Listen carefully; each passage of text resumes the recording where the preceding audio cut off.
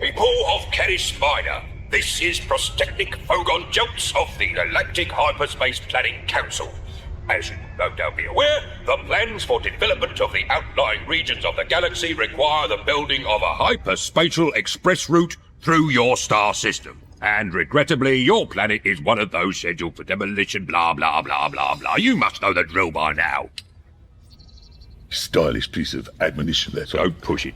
Vogons are unpleasant enough to gaze upon in their youth, and the passing years do nothing to enhance their appearance.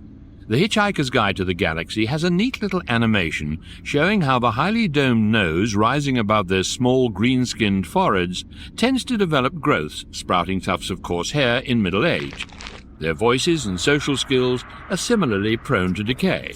All Vogons, particularly those of the Prostetnik class and above, rise to power not so much by merit as by sheer thick-willed slug-brained stubbornness, and quite a lot of shouting. And any appeal to their better nature is, by definition, flogging a dead Equinusian pack beast. This is the Canis Minor Supreme Pontiff. There is some mistake. Please remove your ships from orbit. The same old. All the planning charts have been on display in your local planning department in Ganymede for 27 of your stellar orbits, so you might as well just shut up. Sir. But I have... Sir. Hold the line, please, caller. But, What? Sir, a priority message from Mega Brantis. Did anyone order you to come barging in here without knocking? Did they? Now, go out, go back to the communication deck and start again. Yes, sir. Yes, sir. Evolution gave up on the Vogons at almost the precise moment they emerged from the primeval seas of Vogsphere, panting, heaving, and demanding a towel. In turn, the Vogons said to themselves, who needs evolution anyway? And what nature refused to do for them, they did without, until their myriad anatomical deficiencies could be rectified with surgery.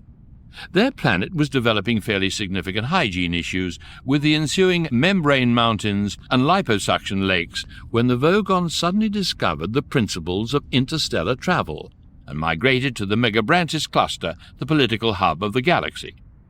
Bureaucracy is a parasite that preys on free thought and suffocates free spirit, and the Vogons love bureaucracy above all things. Thus, within a few short Vogue years, the philosophers who once governed the galaxy were banished to the tax return office to lick stamps, and now the Galactic Civil Service, like everything else, is a strictly Vogon operation. In most respects, the modern Vogon differs little from his primitive forebears. For example, every year the Vogons import 27,000 of the scintillating jewel-scuttling crabs that decorate their native planet, in order to while away one happy, drunken night, smashing them to bits with iron mallets. Come. Sir, Have you washed your hands? No. Good. Now, what's the message? Right. What is it now?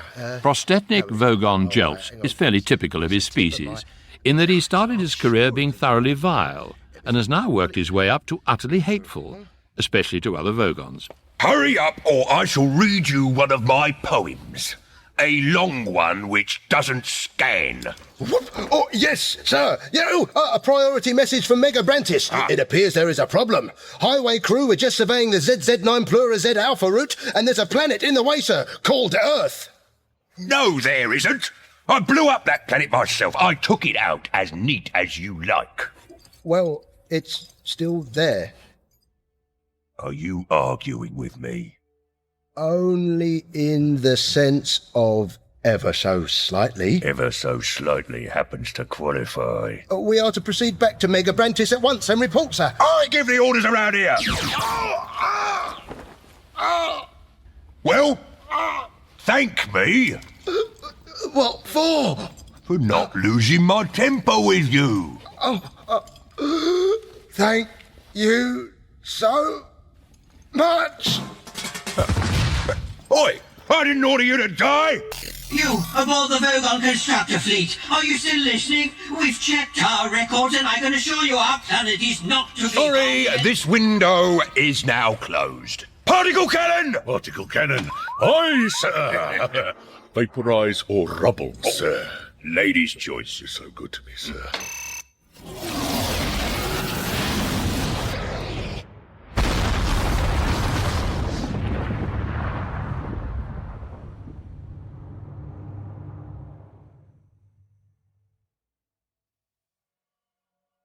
Far out in the uncharted backwaters of the unfashionable end of the western spiral arm of the galaxy lies a small, unregarded yellow sun. Orbiting this at a distance of roughly 92 million miles was once an utterly insignificant little blue-green planet whose ape-descended life forms were so amazingly primitive that they thought novelty ringtones were a pretty neat idea. The planet had a problem, which was this. Most of the people on it were unhappy for pretty much of the time. A lot of them were mean, and the majority were miserable, even the ones whose cell phones were set to vibrate. Many were increasingly of the opinion that they'd all made a big mistake in coming down from the trees in the first place, and some said that even the trees had been a bad move, and that no one should ever have left the oceans. And then one Thursday, a girl sitting on her own in a small cafe in Rickmansworth suddenly realized what it was that had been going wrong all this time, and saw how the world could be made a good and happy place. However, before she could switch on her cell phone to tell anyone, the Earth was unexpectedly demolished to make way for a new hyperspace bypass, and the idea was lost forever. Or so it seemed, for that is not the end of her story. It picks up again in a field by the A303 in Somerset, England. The local weather forecast predicts a balmy evening with clear skies and light breezes. The hitchhiker aboard the spacecraft, which had just made an unscheduled stop here, is thus reassured to find that, this being England, clouds are gathering and a thunderstorm is fast approaching. Very kind of you. Thank you very much. An excellent ship for a teaser. Deceptively roomy in the back. Cheerio, then. Yes. Sorry about that. I had to hang my pajamas on something. I didn't realize it was your girlfriend. If you were to take the findings of the latest mid-galactic census report as any kind of guide, you might guess that this spacecraft would hold about 6 people at a stretch, and you would be right. The census report, like most such surveys, has cost an awful lot of money, and doesn't tell anybody anything they don't already know, except that every single person in the galaxy has 2.4 legs and owns a hyena. Since this is clearly not true, the whole thing will eventually be scrapped. Arthur Dent is strictly 2-legged and does not own a hyena that he knows of. However, he has managed to hitchhike across the galaxy from a pleasant if dull exile on the planet Cricket to his home planet Earth. The fact that he's not had to resort to time travel to arrive at a planet which should no longer exist is one he's decided to ignore for the time being. Suffice to say that Arthur is a little older, his dressing gown a little grubbier, and he is carrying a large plastic shopping bag which he will shortly discover has a big hole in the bottom. Oh, typical. Arthur managed to replace his increasingly smelly homemade rabbit skin pouch with this odorless but significantly less intact receptacle several days and some 1,500 light-years distant at a stopover in the Port Braster megamarket. At the same time, he took the opportunity to raise some cash by selling all the blood, sperm and hair cuttings he could survive without to the less fussy medical, reproductive and dandruff research establishments. He also routinely updated his copy of The Hitchhiker's Guide to the Galaxy. The Hitchhiker's Guide to the Galaxy. Please wait. This entry is being updated over the sub-Ethernet. The update triggered an alert which stopped him in his tracks. Suffering Zarquon! Distracted by the consequently urgent need to find a ride, Arthur grabbed this bag without looking. It's a plastic carrier with a clever and elaborate pun in lingua centauri on its side, a marketing slogan which reads, to anyone who can decipher it, "Be like the 22nd elephant with heated value in space. Bark." Hello? I'm sorry. My towel must still be somewhere aboard. It's fallen out of the hole in his bag. Ah, you found... Oh!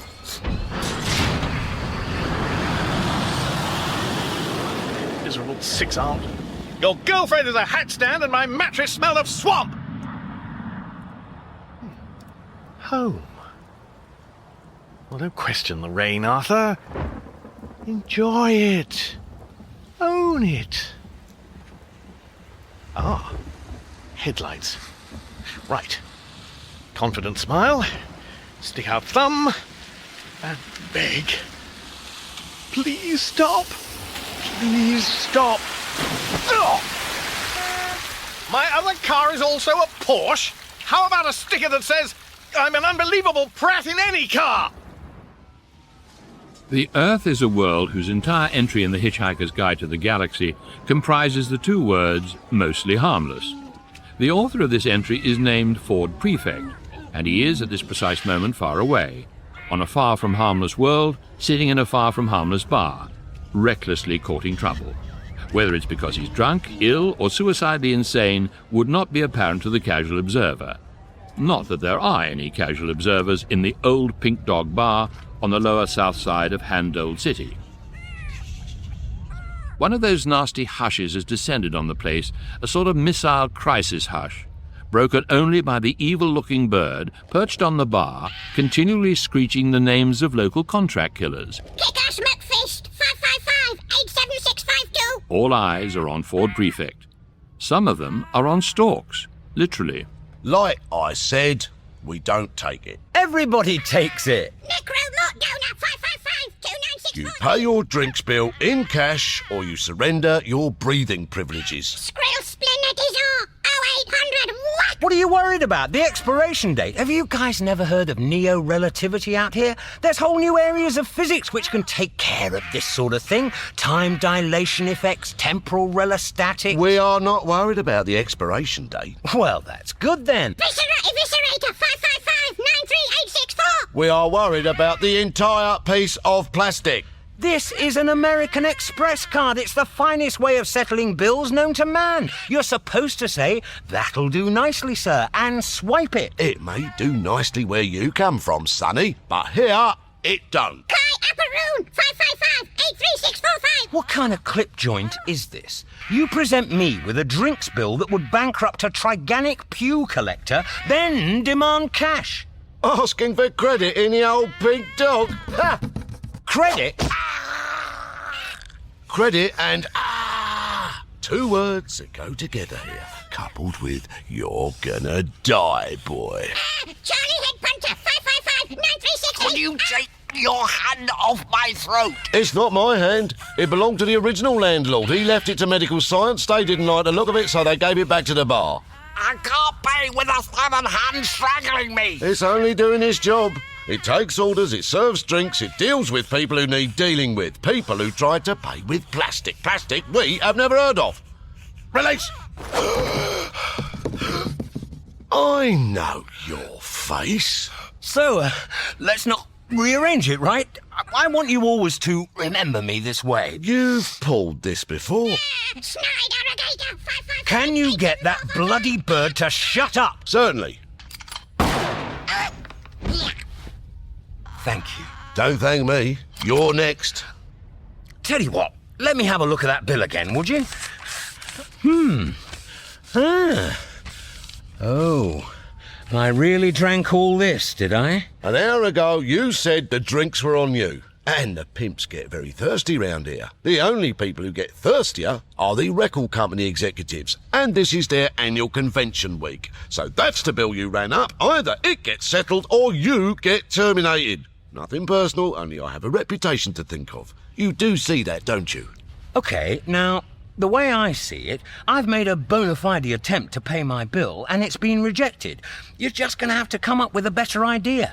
We used to have a sign in here. Please don't ask for credit, because having your throat torn out by a savage bird while a disembodied hand smashes your head against a bar often offends. Why'd you take it down? Our reputation was enough. A reputation I have to maintain. Oh, well. If it's your reputation you're worried about, how about this? You're from The the... Hitchhiker's Guide to the Galaxy.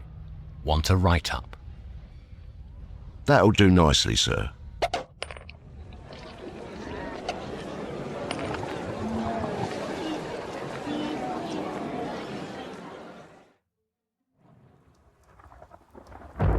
Standing forlornly by an English A road, which until recently he thought extinct, Arthur Dent has attempted with limited success to simultaneously wring out his soaked dressing gown, keep dry under a souvenir Wicketgate jogging towel, and keep a hopeful thumb stuck out. The rain begins to fall more heavily, but salvation is about to pull up, stenciled on several sides. McKenna's all-weather haulage. Need a lift? Yes, please. Hop in then. Oh, you're soaking. I wasn't until a Porsche drenched me. Bloody Porsche drivers hate them. I've been blocking him for the last 20 miles. He was taking it out on you. You do that to make your job more enjoyable? No, I do it because I'm a miserable bastard, and I know it. Rob McKenna. Arthur Dent. I know it because people keep pointing it out to me. Don't see any reason to disagree with them, except that I like disagreeing with people, especially people I don't like, which includes most people. Well, it's certainly bucketing down. Oh, bucketing down? Yes, that's a good one. Yes, hand me that notebook, will you? I'll write that down. A good what? Rain type 232 bucketing down. Would you rather I write it while you concentrate on your And you pillock. These rain types, they're all just as wet as each other. Surely it's just rain. Just rain? You tell that to the dolphins. Did you know that the Eskimos have over 200 different words for snow? Really? Right. Thin snow and thick snow. Light snow and heavy snow. Sludgy snow, brittle snow. Snow that comes in flurries. Snow that comes in drifts. Snow that comes in on the bottom of your neighbour's boots all over your nice clean igloo floor. The snows of winter, the snows of spring. The snows you remember from your childhood that were so much better than any of the modern snow. Fine snow, feathery snow. Hill snow, valley snow. Snow that falls in the morning. Snow that falls at night. And snow that falls just when you were going out fishing and even though you've trained them not to do it. Snow your huskies have pissed on. And you've worked out there are 200 different types of rain? 231. 232 now. I write them down in this book. Oh, I'm impressed. And I don't like any of them. And I'll tell you the ones I hate the most. Like I could stop you? April showers. Bloody April showers. Hate. But they're light and refreshing. Or at least I seem to remember they are. Rather nice, in fact. Nice? If it's going to be nice, I want it to be nice without bloody raining. Since I left Denmark yesterday, I've been through 7 different types of April shower. Type 33, that was west of Copenhagen, look it up. Light pricking drizzle which makes roads slippery. Type 39. Heavy spotting. And types 47 to 51. Vertical light drizzle through to sharply slanting light to moderate drizzle, freshening. Yes. And then types 87 and 88, finely distinguished varieties of vertical torrential downpour, 100 post-downpour squalling, cold, followed by all the sea storm types between 192 and 213 at once. Over the page. Oh, right. And since I docked at Harwich, types 123, 124, 126, 127, mild and intermediate cold gusting, regular and syncopated cab drumming, type 11. Breezy droplets, and as I pulled in just now, my least favourite of all, 17. A dirty blatter striking the windscreen so hard that wipers make no difference. Yeah, well, they do actually, when the wiper blade's not flapping off. Sorry to interrupt, but are we on the Taunton Road? We were, long past the turning now. Only that's near where I wanted to go, Cottington. Good place to get out of, if you ask me. Only I think I must have been on the wrong side of the road when you picked me up. I was trying to get back there, you see. Did you have any kind of a plan when you started hitchhiking? No. Well, survival, really. It was a long time ago. I can see that. Did you grow that beard for a bit? Look, can you drop me here? I really wanted to go in the other direction. Mucky towel, dressing gown. What kind of a hitchhiker are you? One of the wet, cold sort who's come a long way. Please, there's a lay-by. Look. A flippick. Thank you. Sorry. You're sorry. It's going to take me hours to get your pong out of here.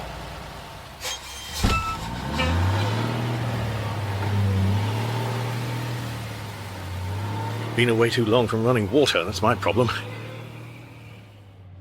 The rain stopped, just like that. How strange. Oh well. All Arthur Dent knows at this moment is that the rain clouds which scud away in the lorry's wake are allowing him to dry off at last. All Rob McKenna knows is that the weeks he spends on the roads are wet and miserable, and that he cannot remember his last sunny holiday. All the clouds know is that they love him and they want to be near him, to cherish him, to nurture and to water him. For Rob McKenna is, in fact, a rain god. Oh, blast! It started again! Ah! Headlights! Smile. Thumb out. Hello?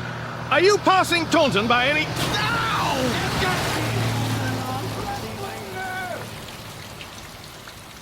The rain leaves so much surface water that Arthur is drenched in turn by several cars. Oh! God!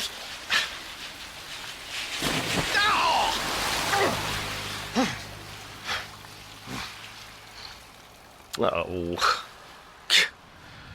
At last, a Saab pulls up.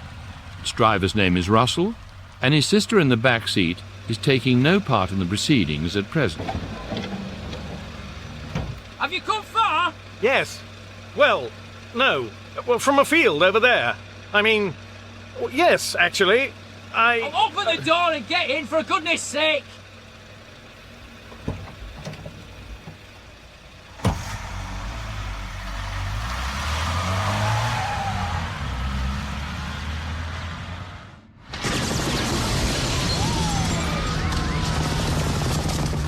Excuse me, madam, I'm looking for the best route to the... Hello, handsome. Wanna have a good time? Thanks, I just had one. You don't know what you're missing. Yeah, but think of the fun I'll have imagining it. Hello, darling. You rich? Do I look rich? Don't know. Maybe, maybe not. Maybe you'll get rich. I do a very special service for rich people. Oh, yes. And what's that? I tell them it's okay to be rich. Tell me that again. It's my big number. I have a master's degree in social economics, and I can be very convincing. People love it, especially in this city. Uh-oh, look out! Sucking fodwads, now they're throwing people out of windows at me. I settled the bar bill. It's only a bass player. Probably got shot by his drummer for forgetting the riff. Bass players are 2 a penny on the streets of Handold City. You know the difference here between a bass player and a dead dog? There are skid marks in front of the dog. Oh, you knew it. Like an old friend. It's a bit lively round here, isn't it? One police tribe sets off the block alarm so that they can lay an ambush for the other police tribe. The copters come in and pick off rookies. Or the musicians. Where'd they go? Ow! Like drummers? No. Targeting drummers is part of their public service remit. Goosenark. Time for a drop of that old jank spirit. Can you spare me some? I'm freezing in this skirt. Ah, I was going to compliment you on the belt. Here, wipe the top with this towel first. Oh, good idea. Kill the germs on the bottle. No, to kill the germs on the towel, they've been building up quite a complex and enlightened civilization on the smellier patches. Right. As it happens, I'm owed a lot of money. If I ever get hold of it, I could come and see you then. Sure, I'll be here. So how much is a lot? 15 years back pay. Oh, do you work on your back too? No, I was reviewing a planet. It was only 2 words. Zarpon? An entire planet in 2 words? Which one took the time? The first one. Once I got that, the second word just popped up one afternoon after lunch. I wrote a lot more, but they cut it down. Then the planet got demolished. They've still got to pay me, though. Who have? The Hitchhiker's Guide to the Galaxy. You work for that thing? Soft number. You want to see my entry before it gets erased? The new revisions must be out by now. It can't escape their notice forever that the Earth has been demolished. Strut your stuff, honey. Here. The Hitchhiker's Guide to the Galaxy. Earth. Mostly harmless. Please wait. Here we go. This entry is being updated over the sub-Ethernet. It started. The system will be down for a measurable period. Goodbye, Earth. I'll miss your residual. The Hitchhiker's Guide to the Galaxy. Earth. Oh. Mostly harmless, but with some uniquely civilized places to visit. No way. Hey, baby, you got the time? I got the money. Tips for aliens in New York. I don't believe it. Look, I'm a working girl and there's a Land client. anywhere, Gotta Central go. Park, Tribeca, If you get that anywhere. money, No look one me will up. care, or indeed You'll need me. Yeah, I wrote this. Hello, Get darling. a job as a cab driver You immediately. Don't worry if you don't know how the machine works or can't speak the language and have large green antennae growing out of your head. But what's it doing in the In guide? fact, this is the best way of staying inconspicuous. Amphibious life forms will particularly enjoy the East River. This is a planet I saw completely destroyed with my own 2 eyes. Only Arthur Dent and I escaped, and only just. How to have a good time in Bournemouth, Dorset, England. One of the most exciting places on any world in the known galaxy. And one of the most baroque pieces of invention I ever delivered. Something very weird is happening. And if something very weird is happening, I want it to be happening to me. It's okay to insist on a golden handshake, darling. Look at the way the whole economy is structured. Yes, darling? Sorry to disturb. I have a major piece of unfinished business to attend to. Which way to the spaceport? Follow the arrowway south, but it's 17 clicks away. You'll never make the shuttle. No problem. I'll steal something fast. Now this will do nicely. Caution, you are taking the luck of a hand-toyed law enforcement copter. I know. Brute, as you have overridden my alarm circuits, I am powerless to stop you. Right.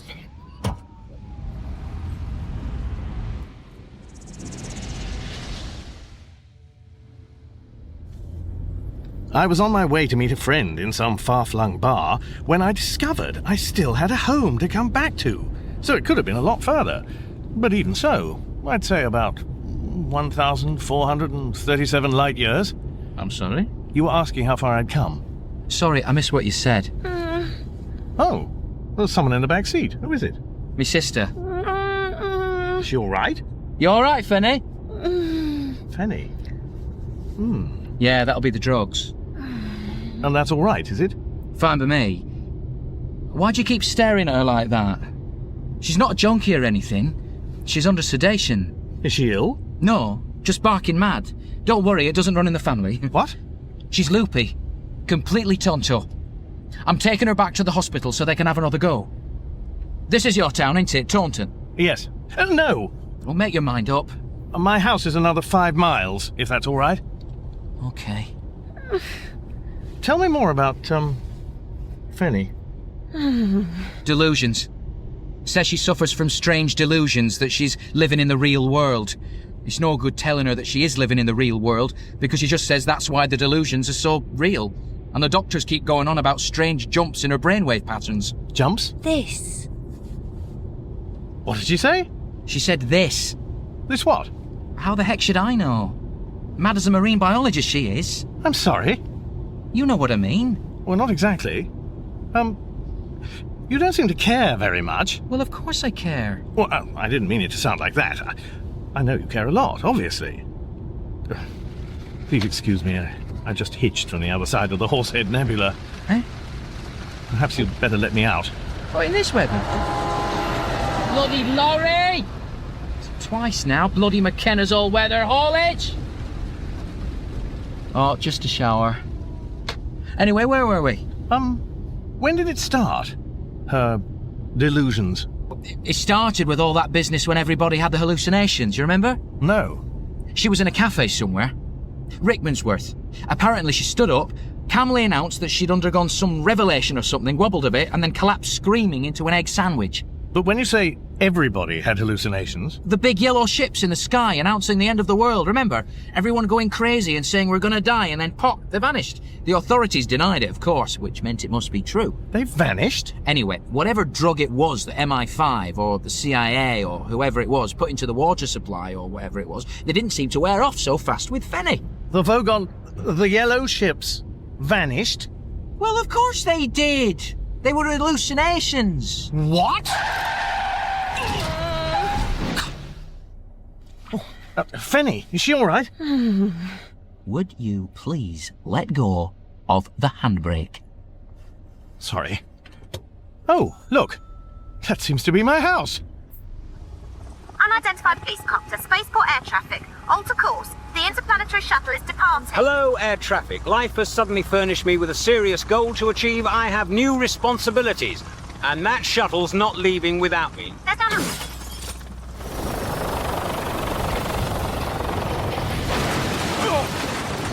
Hey! Hold the gangway! 1+ tower coming aboard!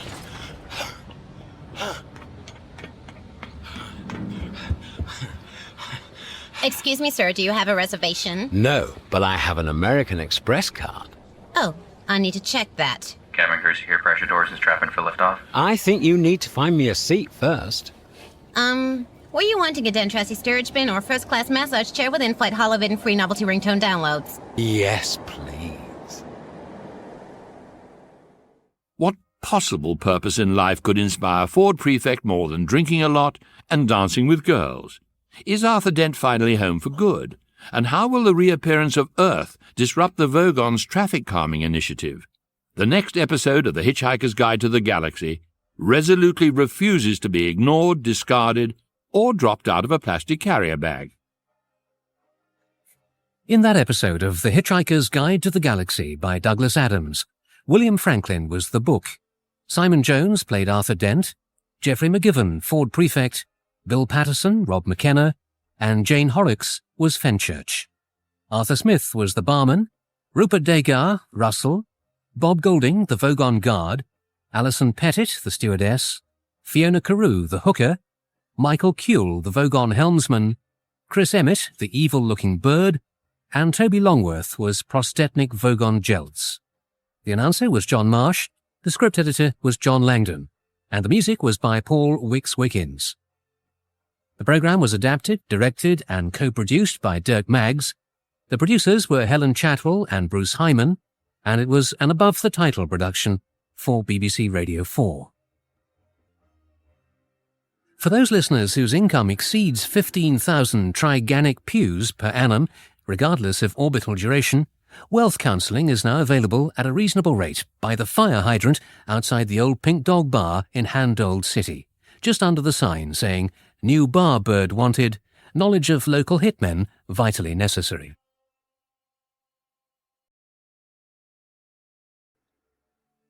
Trying to predict the future is a mug's game, but it's a game that life forms everywhere learn to play, because the future is always changing and we're going to have to live there, probably as soon as next week. However, Arthur Dent could never have predicted that just a few days ago, an update to his copy of The Hitchhiker's Guide to the Galaxy would suddenly declare that the Earth had now, for no reason that he could possibly fathom, flicked back into existence, as if it had never been destroyed by a Vogon constructor fleet at all. But any life form worth their sodium chloride would do what Arthur has consequently done under such circumstances. They would hitch the quickest ride home available by spacecraft, haulage lorry, and Saab automobile. Though perhaps only Arthur Dent could have fallen in love at first sight with the Saab driver's catatonic sister, all but unconscious on its back seat. Bye, Russell. Thanks for the ride. Bye, Fenny. Fenny. Fenny. Good grief. Am I really home? On Earth? No bulldozers, no Vogons? Everything as it was before? Before... The phone's ringing. The phone is ringing! Key. Need a key. Damn it. No, under the stone frog. Yes. Oh, door stiff. Oh, junk nail. Piles of it. Oh, dead. Kitten? How? Oh, never mind. Right, the phone. Where did I leave the phone? Upstairs. I'm coming. I'm coming. Here. Here. Oh, zarking fartworks. I'm home. By my own personal timescale, so far as I can estimate it, it must be years since I left. But how long here? This is my house. The front door key where I left it, and my bed the way I left it the morning the bulldozers came. But how? The planet was demolished, utterly destroyed, and it wasn't a hallucination. Don't question it, Arthur. Enjoy it. Own it. Oh, getting dark. I wonder if the electricity has been cut off. Well, well. And everything's where I left it. Half-read book, half-thrown-away magazine, half-used towels. Half pair of socks in half-drunk cup of coffee. Other half pair missing in action. A half-eaten sandwich half turning into... Ugh. Bung a fork of lightning through this lot and you'll start the evolution of life all over again. Oh. Hang on a minute. This is new. A present? It's heavy. A glass bowl.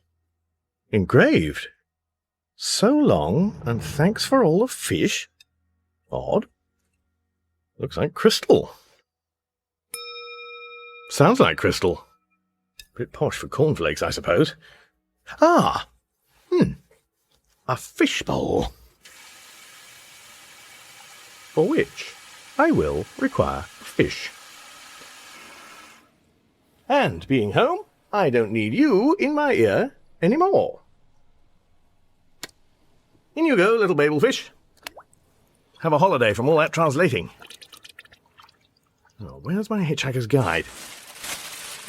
Oh no. Just a guide-sized hole in the bag. Oh well. Easy come, easy go. Yes, sir, but it's a very bad line. Can I ask you first if you are a BT account holder? Well, let's say I am, for the sake of argument. And you're calling from where? What does it matter where I'm calling from? Letchworth. Well, I'm sorry, but you can't be coming in on that line. Not from Letchworth. Stuff Letchworth, if that's your attitude. Hold on, caller. Let me check the Letchworth exchange. No! Oh, no, come on. The Hitchhiker's Guide to the Galaxy, in a moment of reasoned lucidity, which is almost unique amongst its 5,975,509 pages, says of the products of the Sirius Cybernetics Corporation that it is very easy to be blinded to the essential uselessness of them by the sense of achievement you get from getting them to work at all. In other words, and this is the rock-solid principle on which the corporation's galaxy-wide success is founded, their fundamental design flaws are completely hidden by their superficial design flaws.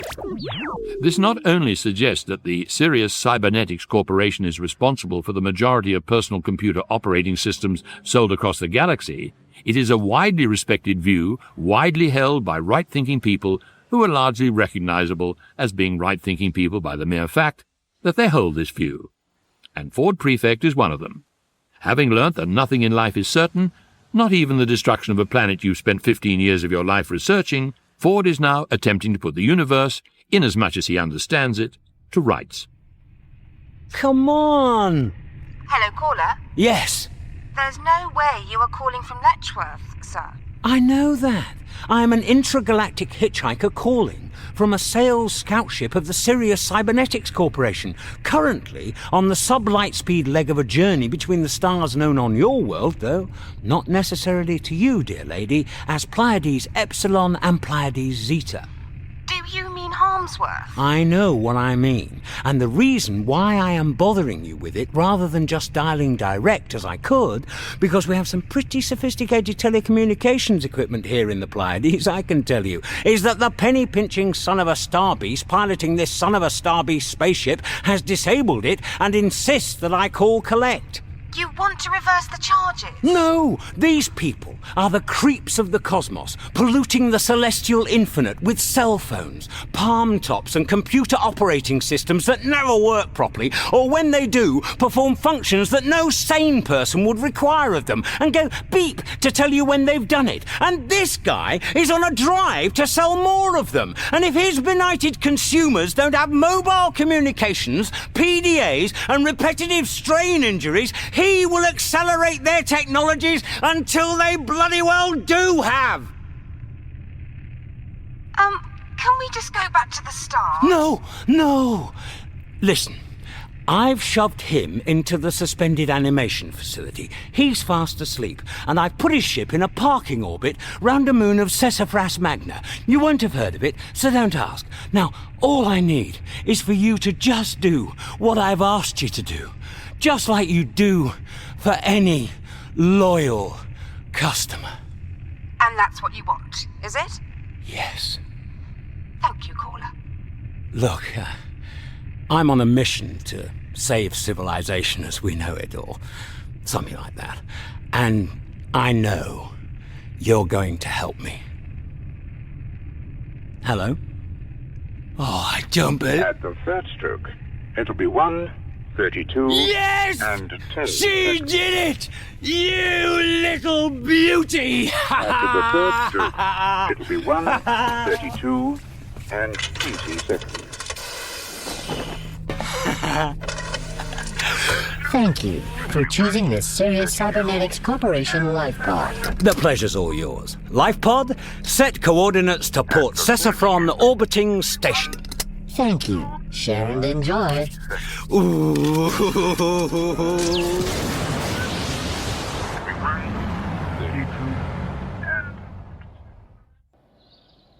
Arthur Dent has awoken on Earth, the planet he thought he'd lost forever. No longer is he the wild-looking creature who arrived home last night. His hair is washed, his chin clean-shaven, his laundry done. His dressing gown is no longer decorated with the junk food condiment stains of 100 grimy spaceports. This morning he found the 3 least hairy things in the fridge, put them on a plate, and watched them intently for 2 minutes. Since they made no attempt to move within that time, he called them breakfast and ate them. Between them, they killed a virulent space disease he'd picked up without knowing it in the Phlargathon gas swamps a few days earlier, which otherwise would have killed off half the population of the Western Hemisphere, blinded the other half, and driven everyone else psychotic and sterile. So this particular incarnation of Earth was lucky there. Now he has some calls to make. What he most wants to do is locate and establish contact with Fenny, the disturbed young woman whose brother gave him a lift home last night, and who's been exercising Arthur's imagination ever since. BBC, this is Arthur Dent, the Light Ent producer. But first he must deal with the massive contradictions his return journey has precipitated. Look, just put me through to my head of department, would you? This proves to be less tricky than he thought. Yes, hello, make it quick, the pubs are open. Geoffrey, Arthur here. Oh. Look, sorry I haven't been in for a while, but I've gone mad. Yeah, oh, hang on. The usual for me, Richard. Arthur. Yes, look, not to worry. Thought it was probably something like that. Happens here all the time. What you need is something to ease you back in. Tell you what, there's a quiz show about wallpaper going begging. How soon can we expect you? Whew. When do hedgehogs stop hibernating? Hang on. Maureen, when do hedgehogs stop hibernating? No, that's bats. Really? Good grief. Sometime in spring, we think. Probably. Right. Well, add a few minutes for me to have a shave, and I'll be in after that. Great, and don't worry, we'll have your office cleared out and cleaned up for your return. Gosh, thanks. You'll never know it had writers sleeping in it, really. Having exhausted the hospital sections of Yellow Pages, local directories, and even the police station, searching for a girl he barely glimpsed, all to no avail, Arthur Dent's good mood has ebbed away. In order to break the impasse, he decides to restock with food something less than 20 weeks past its best-by date. Fenny, it's got to be a diminutive, but what of? Fenella? Fiona? Fenimore? At this point in our story, Arthur's subconscious mind has accepted that the atmosphere of the Earth has closed, finally and forever, above his head. Fenna? Fennick? Phenomenal. He's put behind him the tangled web of irresolutions into which his galactic travels once dragged him. He can now forget that the big, hard, oily, dirty, rainbow-hung Earth on which he lives is a microscopic dot on a microscopic dot, lost in the unimaginable infinity of the universe. Funicular? Fenstermacher? A phenylbarbitone? And in drawing all these conclusions, he's completely and utterly and irrefutably wrong. The reason for this is standing at the next road junction under a small umbrella. Fenny!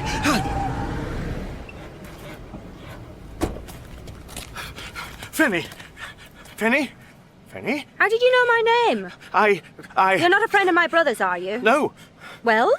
Well, are you going somewhere? I can give you a lift. Yes, I'm going to Taunton. Goodbye. Well, that's wonderful. Is it? Well, yes. I only live a few miles away. I don't live there. I'm going to the station. I live in London. Oh, I can take you to London. Yes, let me take you to London. Are you going to London? I wasn't, but... It's very kind of you, but I like the train. Thanks. Bye. Fenny. Yeah? How do you know my name? Just supposing there was some extraordinary way in which you were very important to me, and that though you didn't know it, I was very important to you. But it all went for nothing because we only had 5 miles, and I was a stupid idiot at not knowing how to say something very important to someone I've only just met and not crash into lorries at the same time. What would you say I should do? I'd say you should buy me a drink before my train goes.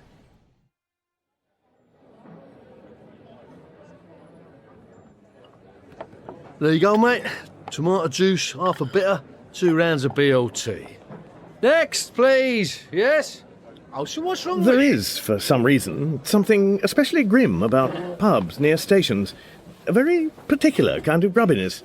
Like the feeling which persists in England that making a sandwich interesting, attractive, or in any way pleasant to eat is something sinful that only foreigners do. Well, don't eat it then. Well, even I could do better. Why don't you tell me what it is you have to tell me? Yes, right. Fenny? Excuse me. I wonder if you'd like to buy some tickets for our raffle. It's just a little one. What? To raise money for Angie, who's retiring. What? And needs a kidney machine. Only 50 pence each, so you could probably even buy 2 without breaking the bank.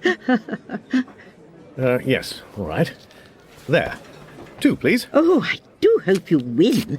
The prizes are so nice. Yes, thank you. So, Fenny... And what about you, young lady? It's for Angie's kidney machine. She is retiring, you see. Here, look. Here's a £5 note. Oh, we are in the money. Down from London, are we? No, that's all right, really. Keep the tickets. Oh, but you must have your tickets, or you won't be able to claim your prize. They're very nice prizes, you know, very suitable. Here. Thanks. Anyway... And now, dear, what about you? Oh, for heaven's sake! These tickets are for her. Oh, I see. How nice. Well, I do hope you... Thank you. No, thank you. Oh, excuse me. Where were we? You were calling me Fenny, and I was going to ask you not to. Oh. It's why I asked if you were a friend of my brother's. Well, half-brother, really. He's the only one who calls me Fenny, and I'm not fond of him for it. So what is... Fenchurch. What? Fenchurch. And I'm watching to see if you're going to ask me the same stupid question that everybody asks me until I scream. I shall be cross and disappointed if you do. And I shall scream. So watch it. Fine. All right, you can ask me. Might as well get it over with. Better than have you call me Fenny all the time. I'm guessing... We've only got 2 tickets left. You see, and since you were so generous when I spoke to you before... What? I thought I'd give the opportunity to you, because the prizes are so nice. Very, very tasteful, and I know you'll like them. It is for Angie's retirement present, you see. We want to give her... A kidney machine, yes. Here. Oh, there you are. Yes, we are. Oh, dear. I'm not interrupting anything, am I? No, it's fine. Everything that could possibly be fine is fine. Oh, I say, you two are not in love, are you? It's very hard to tell. We haven't had a chance to talk yet. I'd better let you see the prizes, then. Hello, you were about to ask me a question. Yes. I know what it is. We can do it together. Ready? Was I found... In a handbag? In the left luggage office at Fenchurch Street Station? And the answer is no. Oh, fine. I was conceived there. In the left luggage office? Don't be daft. What would my parents be doing in the left luggage office? Well, I don't know. It was in the ticket queue. The ticket queue. I saw their claim. They said you wouldn't believe how bored it's possible to get in the ticket queue at Fenchurch Street Station. Right. Look, I'm going to have to go in a minute or two, and you haven't begun to tell me whatever this incredible thing is you're so keen to get off your chest. Please, let me drive you to London. It's Saturday. I've got nothing particular to do. No, thank you. It's kind of you, but no. I need to be by myself for a couple of days. But tell you what, got something to write on. I'll give you my number. Here, one of these will do. Here, we can relax now. Oh, hello again. A box of cherry liqueurs. And also, and I know you'll like this, a CD of Scottish bagpipe music. And Yes, thank you. very nice. Well, I just thought I'd let you have a look at them. Yes, I can see that they are indeed. A box of cherry liqueurs and a CD of bagpipe music. That is what they are. Yes, I'll let you have your drink in peace now. But I knew you'd like to see. Whoops. Have to go. Oh. Don't worry. We'll talk again.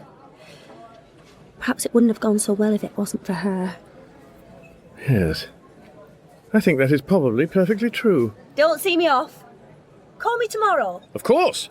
Yoo-hoo! Fenchurch! Yoo-hoo! Yes. Have you got ticket number 37?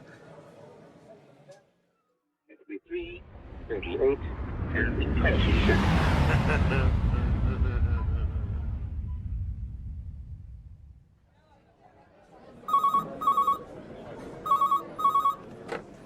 Railway Inn, hello? Yes? You'll have to speak up. What? Can you ask your friend to stop playing the bagpipes? I can't. Oh, that's better. No, I only do the bar in the evenings. It's Yvonne who does lunch and Jim, the landlord. No, I wasn't on. What?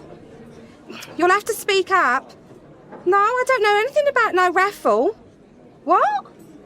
Hold on, I'll ask. Jim, bloke on the phone reckons he's won a raffle. Keeps on saying it's ticket 37 and he's won. No, it was a guy in the pub here who's won it. He says, have we got the ticket? Well, how can he think he's won if he hasn't even got a ticket? Oh. Jim says, how can you think you've won if you have... What? Jim, he's effing and blinding saying there is a number on the ticket. Of course there's a number on the ticket. It was a bloody raffle ticket, wasn't it? He says he means it's a telephone number on the ticket. Oh, look, put the phone down and serve the bloody customers, will ya? Yeah.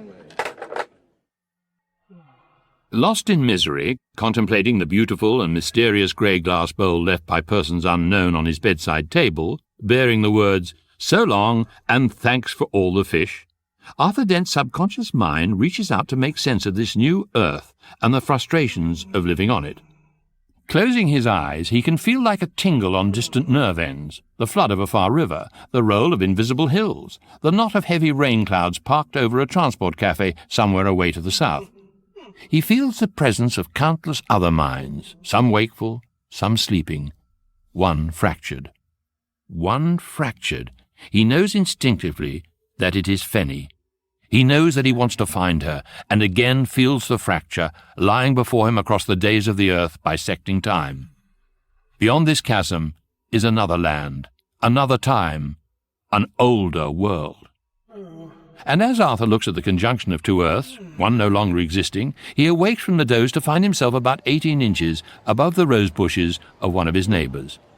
Idly he wonders what he's doing above them, and what is holding him there. And when he discovers that nothing is holding him there... That's one trick I'd forgotten I developed. I could fly in my sleep, though. For goodness. Trouble is, now I want to fly, I can't distract myself enough to do it. Oh, how many thorns? Ow! Oh! I'm coming! I'm coming! I'm here! Oh, you utter!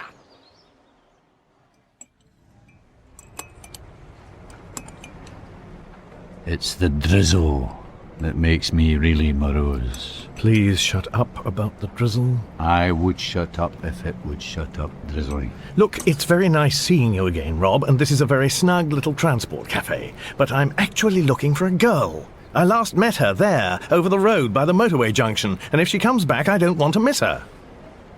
Do you know what it'll do when it stops drizzling, do you? No. Blatter. What? It'll blatter. I curse myself for bothering to say this, but actually I don't think the rain will blatter. I think it will ease off. It never eases off. Of course it does. It rains all the time. Didn't rain yesterday. Did in Darlington. Really? You're going to ask me where I was yesterday? No. But I expect you can guess, because it begins with a D. Does it? And it was stair rods there, I can tell you. I expect you added stair rods to your list. Oh, there's more than a list. I have a diary. He goes back 15 years. Shows every single place I've ever been. And what the weather was like. And it was horrible. All over England, Scotland, Wales, I've been. All around the continent, back and forth to Denmark, and it's all marked in and charted. Even when I went to visit my brother in Seattle. Well, perhaps you'd better show it to someone. I will. Goodbye, Mr. McKenna. Oh, and thank you for achieving the impossible. I'm sorry? I thought living alone in a cave in prehistoric Islington was the most tedious experience I would ever undergo. You, however, have proved me wrong.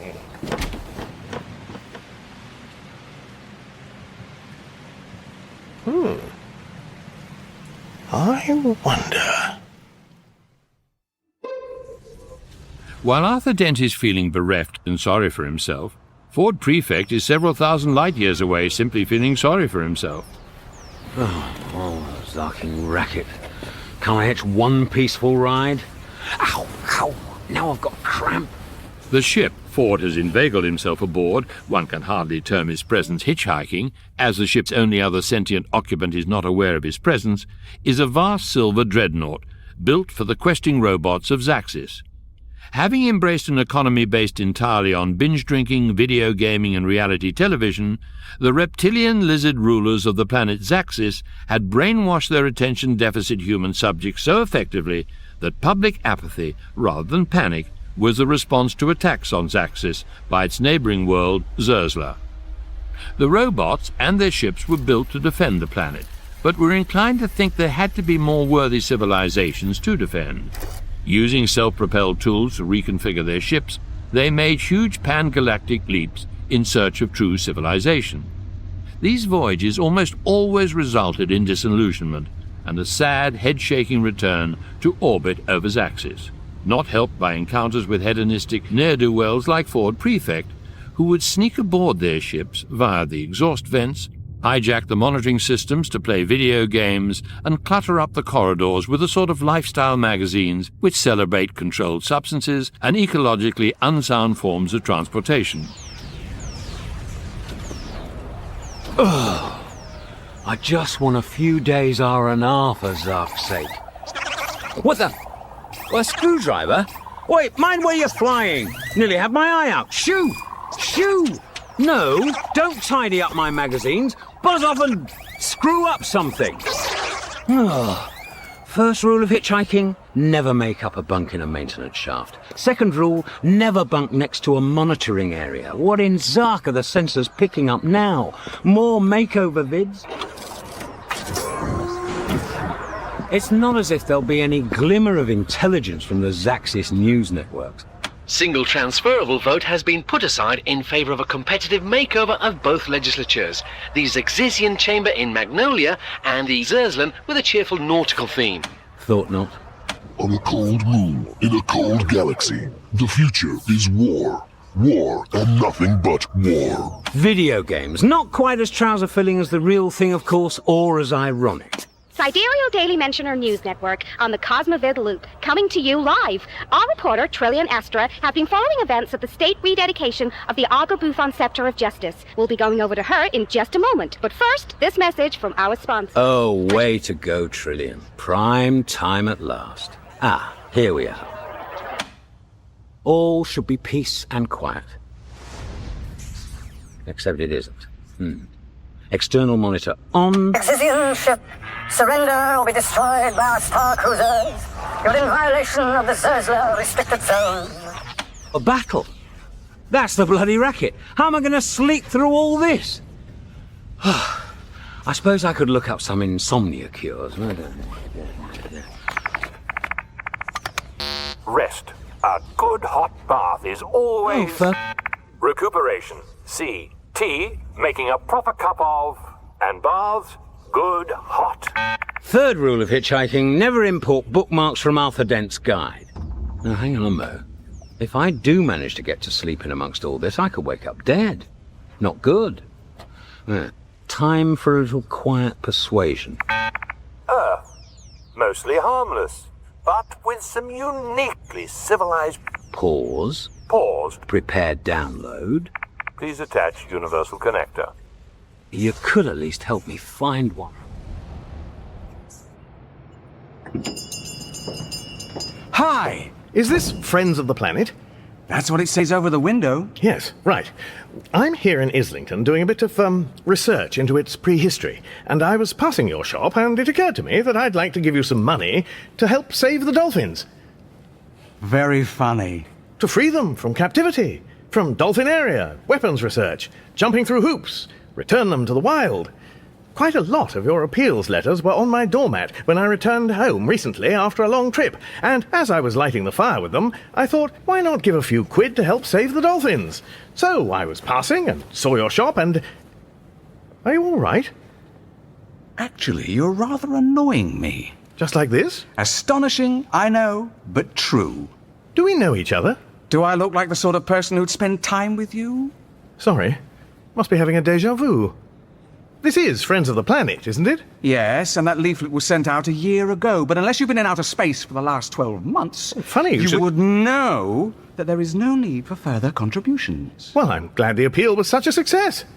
Are you doing this to wind me up, or are you as stupid as you look? Look, I was passing. I saw the shop. I thought I'd give you some money to... I tell you what. Why don't you find another endangered species? Rhinos, gorillas, your own particular branch of Homo sapiens. Put your money somewhere useful. Well, if you're going to be like that about it... Leave now, before I set about you with this plaster rhinoceros! Very well.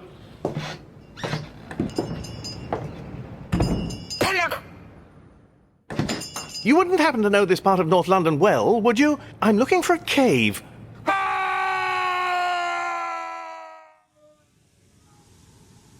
8 hours west of Arthur Dent, as the crow flies by passenger jet, sits a man alone on a beach, mourning an inexplicable loss.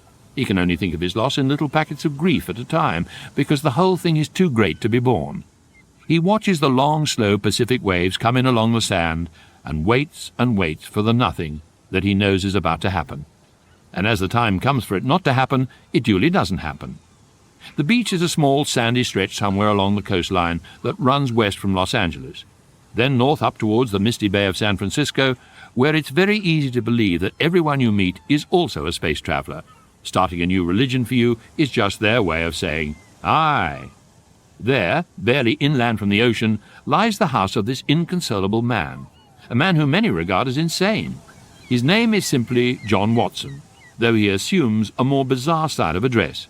He's lost everything he cares for, and is now simply waiting for the end of the world, little realizing that it's already been and gone.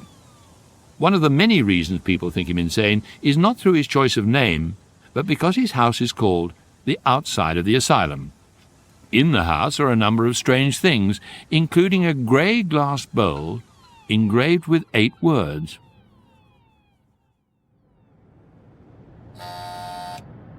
Who is it? Hello. I'm wondering if you could help me. I'm researching the prehistoric limestone caves of this part of London, and it appears that these mews cottages were constructed on the site of one that I, lived in. Oh, Arthur, I thought you were going to phone me first. Fenchurch?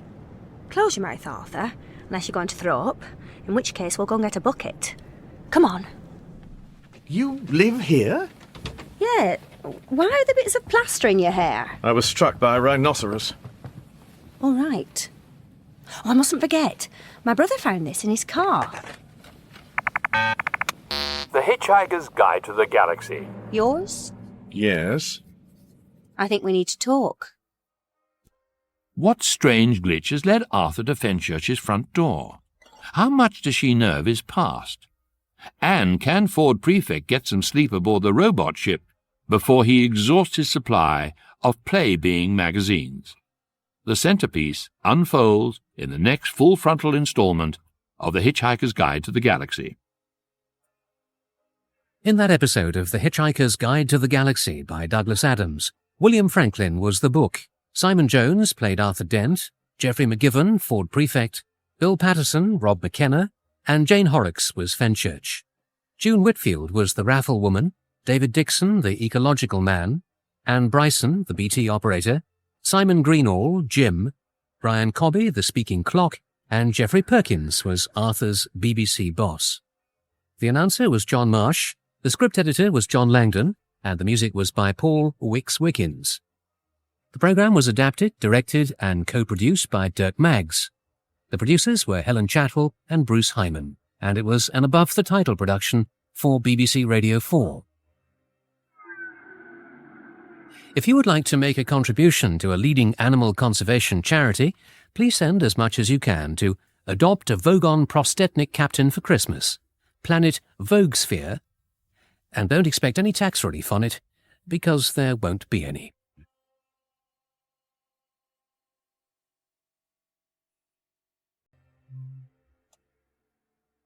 Regular followers of the doings of Arthur Dent may have received an impression of his character and habits which, while it includes the truth and of course nothing but the truth, fall short of the whole truth in all its glorious aspects. What, people ask, about all that stuff off in the wings between Arthur and Trillian?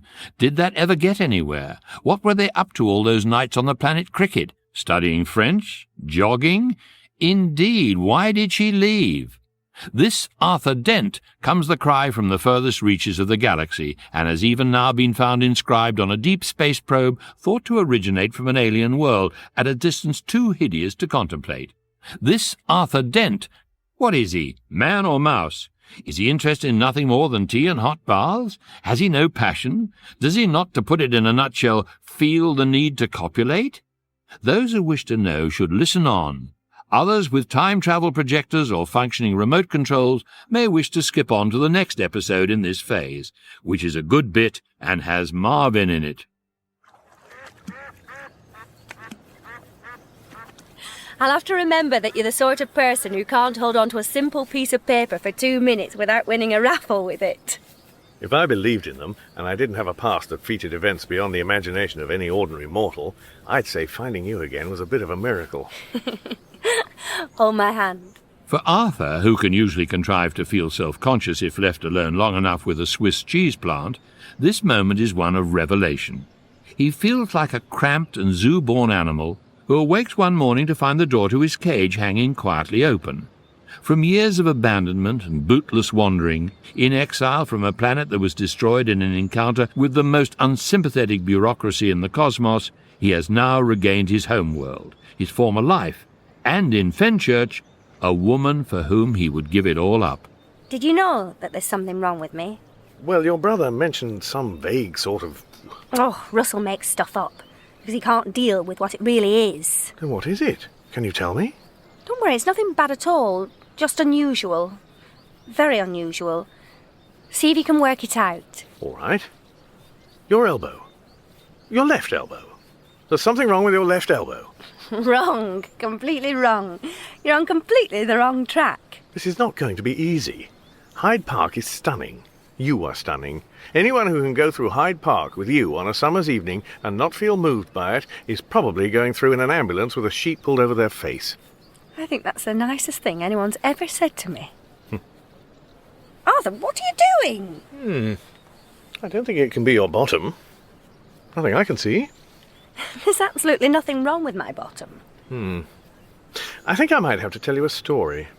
Okay. Which will tell you something of the sort of things that happened to me.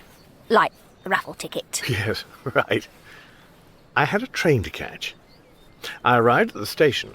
I was about 20 minutes early, so I bought a newspaper to do the crossword and went to the buffet to get a cup of coffee. Did you solve it? What? The crossword? I haven't had a chance to look at it yet. I'm still queuing for the coffee. All right then, buy the coffee. I'm buying it. I'm also buying some biscuits. What sort? Rich tea. Ooh, good choice. Now I go and sit at a table. This is the layout. Me sitting at the table. On my left, the newspaper. On my right, cup of coffee. In the middle of the table, packet of biscuits. Yep, I see it. What you don't see, because I haven't mentioned him yet, is the man sitting at the table already, opposite me. Briefcase, business suit. He didn't look as if he was about to do anything weird. But he did. He did. He leaned across the table, picked up the packet of biscuits, tore it open, took one out and ate it. What? He ate it. What on earth did you do? I did what any red-blooded Englishman would do. I was compelled to ignore it. What? Why? There was nothing anywhere in my upbringing, experience, or even primal instincts to tell me how to react to someone who quite calmly, sitting in front of me, stole one of my biscuits. There was nothing for it. I braced myself. I took a biscuit, trying very hard not to notice that the packet was already mysteriously open. But you're fighting back, taking a tough line. After my fashion, yes. And I ate the biscuit. I ate it very deliberately, so that he would have no doubt as to what I was doing. And when I eat a biscuit, it stays eaten. So what did he do? Took another one. He took it. He ate it. Clear as daylight. And, having not said anything the first time, it was somehow even more difficult for me to broach the subject the second time around. So, I ignored it with, if anything, even more vigour than previously, and took another biscuit. And for an instant, our eyes met. Like this. Well, no, not quite like this. But they met, just for an instant, and we both looked away. And so we went through the whole packet. Him, me, him, me. The whole packet? Well, it was only 8 biscuits, but it seemed like a lifetime. When the empty packet was lying dead between us, the man at last got up, having done his worst, and left. As it happened, my train was announced a moment or two later, so I finished my coffee, stood up, picked up the newspaper, and underneath the newspaper... Yes? ...were my biscuits. What? True. I'd been eating his all the time. You complete pillock. You completely and utterly foolish person. Your turn. Tell me a story. Tell me your story. I'll try. But maybe you should know that I suffer from sudden, startling revelations. Are you about to have a fit or something? No. I can tell when it's going to happen. For days before, the strangest feeling builds in me, as if I was being connected into something. Does the number 42 mean anything to you at all? Oh, Arthur, this is serious. I'm being serious. Tell me your story. Don't worry if it sounds odd. Believe me, you're talking to someone who has seen a lot of weird stuff, and I'm not talking biscuits here. Okay. Thing is, it was so simple when it came. What was? That's what I don't know. And the sense of loss is getting unbearable. I was in a cafe in Rickmansworth, having a cup of tea. This was after days of this build-up, becoming connected up. I was sort of buzzing, gently. And I was watching some work going on a building site opposite, over the rim of my teacup, which is the nicest way of watching other people working. And suddenly, there it was in my mind. This message from somewhere. And it was so simple. It made such sense of everything. I just sat up and thought, oh, well, that's all right then. I was so startled, I almost dropped my teacup. In fact, I think I did drop it. Yeah, I'm sure I did.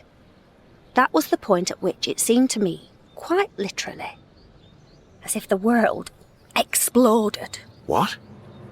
I know everybody talks about big yellow spaceships and how the whole thing was a hallucination. But if it was, then I have hallucinations in big screen 3D surround sound and should probably hire myself out to people who are bored with movies. It was as if the ground was ripped from under my feet. And I woke up in hospital. I've been in and out ever since. And that's why I seem to have a fear of sudden revelations, that everything's going to be all right. Yes. Yes, I do too. I fought it, but I do. You say you felt as if the Earth actually exploded. Yes, more than felt. Which is what everybody else says is hallucinations. Yes, but people think if you just say hallucinations, it explains anything you want. But it's just a word. It doesn't explain anything. It doesn't explain why the dolphins disappeared. No. What? Doesn't explain why the dolphins disappeared. Which dolphins do you mean? What do you mean, which dolphins? I'm talking about when all the dolphins disappeared. The dolphins? Yes. You're saying the dolphins all disappeared? Arthur, where have you been, for heaven's sake? The dolphins all disappeared on the same day. Where did they go? No one knows. Well, there is one man who says he knows, but he lives in California, so people say he's balmy. I was thinking of going to see him. It's the only lead I've got on what happened to me. Better to go in search of the truth and pretend it isn't there. Arthur, I really would like to know where you've been. I think something terrible happened to you as well. That's why we recognised each other.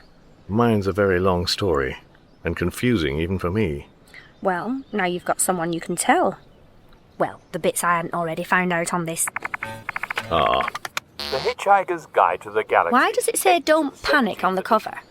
I think it's a get-out clause for the warranty. This particular one has been hurled into prehistoric rivers, baked in the deserts of Kakrafoon, dropped into the oceans of Santroginus 5, frozen on the glaciers of the moon of Jaglan Beta, sat on, kicked around spaceships, scuffed and generally abused.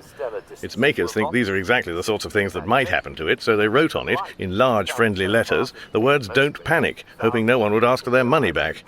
Have you been to many of these places? A few. Can we go to them? Do you want to? Yes, I want to know what the message was I lost and where it came from.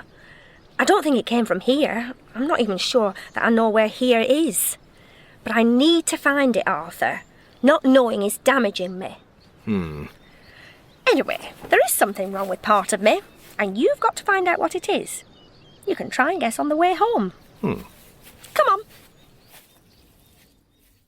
The problem with the Hitchhiker's Guide to the Galaxy, or rather one of the problems, for there are many clogging up civil, commercial and criminal courts all over the galaxy, especially the more corrupt ones, is this: change. The galaxy is a rapidly changing place. A bit of a nightmare, you might think, for a scrupulous and conscientious editor, diligently striving to keep abreast of all the changes that arise every minute of every hour of every day, and you would be wrong. The editor, like all the editors the Guide has ever had, has no real grasp of the meanings of the words scrupulous, conscientious, or diligent, and prefers to get his nightmares through a straw. Entries tend to get updated or not across the sub-Ethernet according to if they read good. Thus the entry Ford Prefect filed on the subject of Vogons, while lacking in strict accuracy, was vitriolic enough to qualify for inclusion. Vogons are one of the most unpleasant races in the galaxy. Not actually evil, but bad-tempered, bureaucratic, officious and callous. Their constructor fleet ships look as if they had been not so much designed as congealed. Uglier things have been spotted in the skies, but not by reliable witnesses. In fact, to see anything much uglier than a Vogon ship, you would have to go inside and look at a Vogon, or worse, inside one. Anatomical analysis of the Vogon reveals that its brain was originally a badly deformed, misplaced and dyspeptic liver. Consequently, thinking is not really something Vogons are cut out for. The fairest thing you can say about them, then, is that they know what they like, and what they like mostly involves hurting people and, wherever possible, getting very angry. On second thoughts, it's accurate enough. All persons here to do business at the Galactic Hyperspace Planning Council, take your seats. The rest of you find something to occupy yourselves before I come and find it for you. Call the first witness. Call Prostetnik Vogon Jolts. Call Prostetnik Vogon Jolts. Call Prostetnik Vogon Jolts. Call Prostetnik Vogon Jolts. Call Prostetnik. That's me. Quiet! Who coughed? Hold up.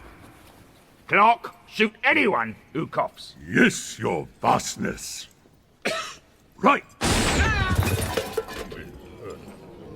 Prostetnik Vogon Jolts, you are responsible for clearing the interstellar hyperspace link between Demosthenes and Ursa Minor. Your orders were to demolish all planets on that route in accordance with the plans we lodged at Alpha Centauri. Your report clearly stated that the planet known as the Earth was destroyed by your demolition fleet. Now, a survey of the area has revealed Earth is still there. I put it to you that you have royally screwed the pooch. It is a tissue of lies. I deny it utterly. And I volunteer for mucking out duty in the beast compounds on Tral rather than live a day longer with this vicious smear on my character. Laudable though it is for you to take an adversarial stance in your desperate situation, I have here holographic plates of the planet in question.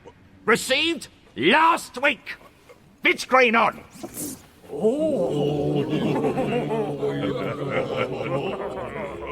Bugger. You're right. I'm guilty as charged. Really? Well, I can't argue with the evidence. There it is, in black and white, and blue, and brown, and wispy white cloudy bits. Well, that's the Earth, all right. Haven't had a good bit of torture in weeks. There, Your Honour, there. He's been saving up some really excruciating poems for this. Don't spoil it by agreeing. Poetry. Shut up! What does the defendant have to say for himself? Well, I don't like leaving a job unfinished any more than the next Vogon. All right, the Vogon beside him. From this evidence, it doesn't look as if the job was ever started. I swear we destroyed that planet. I know we did. We even had a couple of hitchhikers steal aboard, try to escape. Of course, we threw them out of the airlock. Dent, Arthur, Prefect Ford? Well, probably. Oh, humans all look alike to me. Freeloading parasites.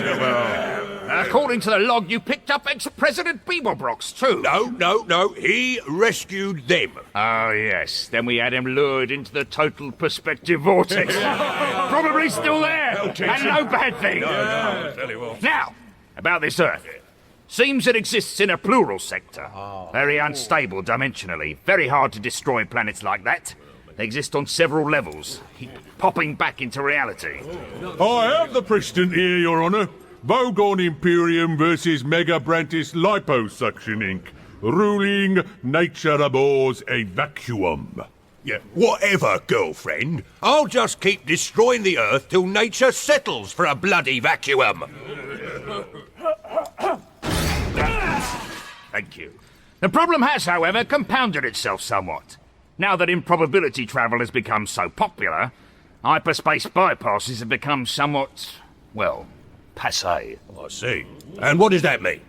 We don't actually need to demolish Earth. Oh. However, an order cannot be countermanded once it has been seen to be issued. The paperwork was registered with all galactic sectors. Precisely. We must not be seen to be lax in matters bureaucratic. So I can destroy it! Orders are orders, Prestechnik Vogon Jokes. Yes!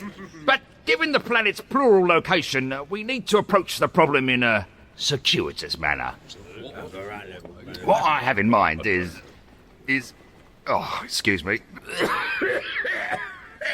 Orders are orders. It's two blurters? What you have in mind is to use... First syllable sounds like...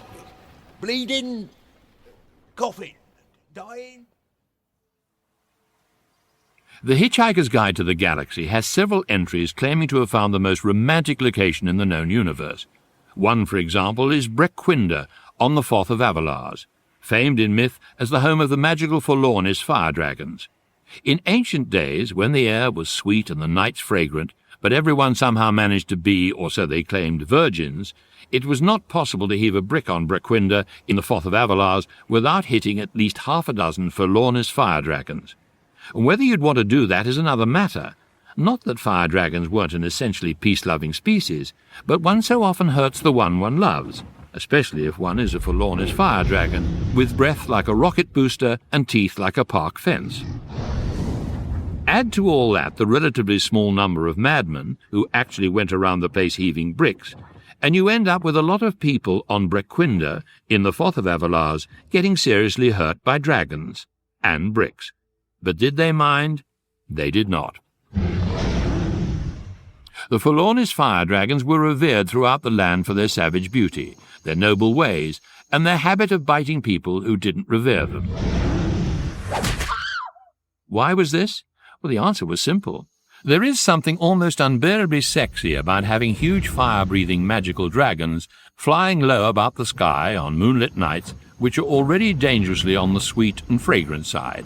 No sooner would a flock of half a dozen silk-winged Forlornis fire dragons fly across the evening horizon than half the people of Brequinder were scurrying off into the woods with the other half, to emerge with the dawn, all smiling and happy, and still claiming, rather endearingly, to be virgins, if rather flushed and sticky virgins. The place was always stiff with researchers trying to get to the bottom of it all, and taking a very long time about it. Not surprisingly, the guide's description of this planet has proved to be so popular that it's never been taken out, and thus latter-day hitchhikers have to find out for themselves that, like the dinosaurs, the dodos, and the greater drubbed wintwalk of Steg-Bartle Major in the constellation of Fraz, the Forlornus fire dragons face certain extinction, and modern Braquinder in the city-state of Avalars is now little more than concrete, strip joints, and dragon burger bars.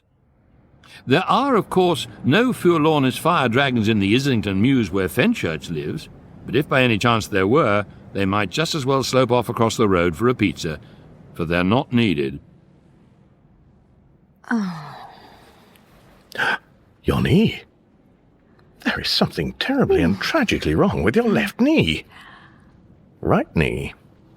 Both knees are absolutely fine. Forgetting your calves, which I can't, by the most sensuous process of elimination, it has to be your feet. Ah.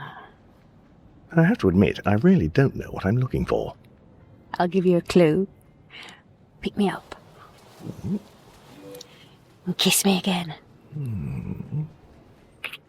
Now let me stand up. Well? It is the feet. But they look okay. On top. And underneath. You're getting warmer. Good grief, I see what's wrong with your feet. They don't touch the ground. So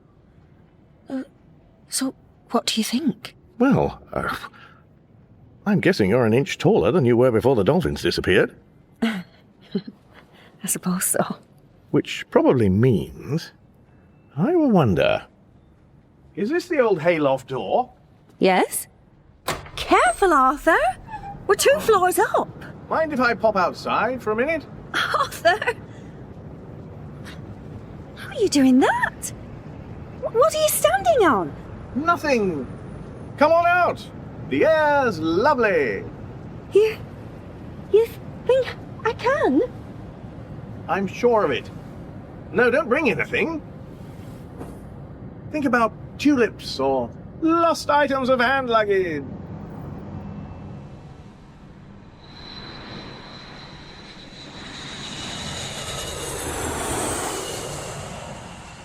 We'll be shortly landing at London Heathrow. Please make sure your cabin baggage is secure. Your seat is in the upright position and your seatbelt firmly fastened. Thank you.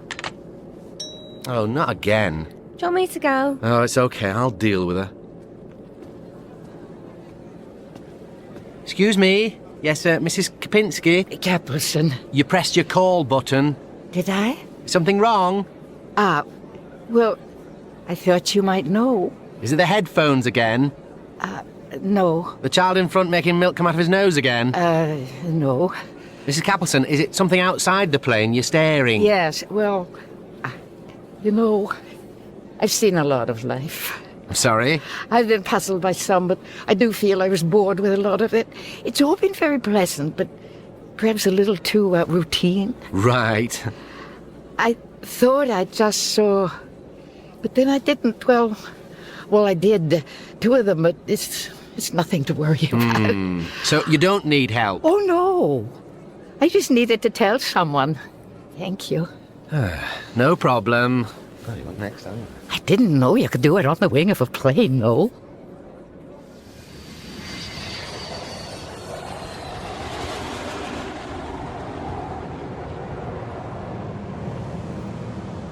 Whee! Come on! Over here!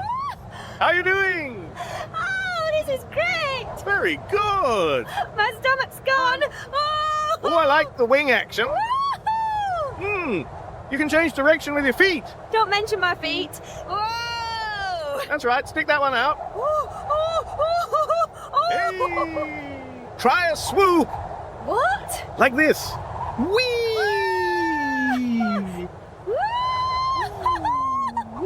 I'm flying! Don't think about it. Think about what? That's the idea.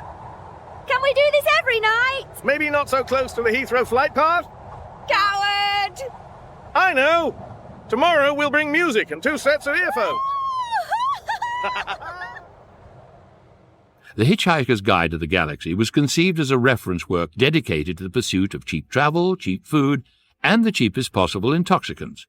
As a result, it can fail entirely to include certain very necessary entries, such as how to report a pair of flying people using the aerofoil of a commercial jetliner to consummate their affections, or which methods to conquer insomnia work best in the noisy confines of huge spacecraft. This latter omission is no longer of significance to Ford Prefect, who snores cocooned in towels and well-thumbed copies of Playbeing, deaf to the traffic of flying ratchet screwdrivers in a maintenance hatchway aboard the Zaxizian robot ship, dreaming fitfully of old haunts, like the east side of New York, where the river has become so extravagantly polluted that new life forms are now emerging from it spontaneously, demanding welfare and voting rights. Hello. Excuse me, I'm sorry to bother you, but I need some help. Sure, what can I do for you? Well, I just oozed up out of the river. I'm pretty much new to the surface. Is there any useful information you can give me? Phew, well, I can tell you where some bars are, I guess. What about love and happiness? I sense deep needs in myself for things like that. You got any leads there? Well, only that you can get most of what you require around 7th Avenue. Oh, okay. Tell me the truth. Am I or am I not, in your opinion, beautiful? Well, to me, not. But listen, most people make out, you know? Are there any more like you in the river? How should I know? It's a filthy, disgusting place. Lady water, you can't see a tentacle in front of your face. No, fair enough. Stupid question. Listen, I'm new here. Life is entirely strange to me. What's it like? Now, this is something that I can speak about with some authority. Good. Tell me everything. I'm all ears. Yes, you are, where you're not all tentacles. Hey, schmuck, I need the tentacles to clean out the ears. What about life? Please, tell me, I'm listening. Life is like a grapefruit. Life is like a grapefruit. And help me out here. Metaphors are not my field either.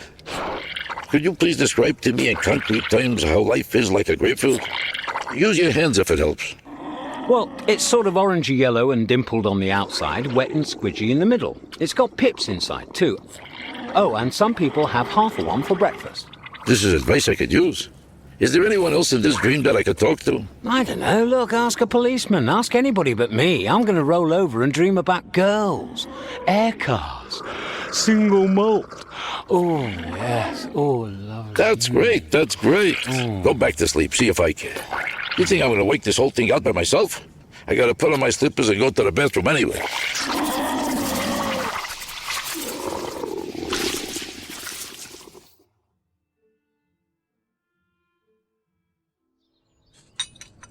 Oh, 11sies. What a treat.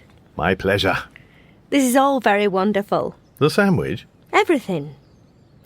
But I do still feel I need to know what's happened to me. You see, there's this difference between us. That you lost something and found it again, and I found something and lost it. I need to find it again. Yes, I know, and I've had an idea. Pass the phone. Murray Bost Henson is a journalist on one of those papers with small pages and big print. It doesn't sound like he's much of a journalist. He isn't, but he's the only one I knew. Or rather... I'm late for my cello lesson. Back soon. Good luck. Thanks.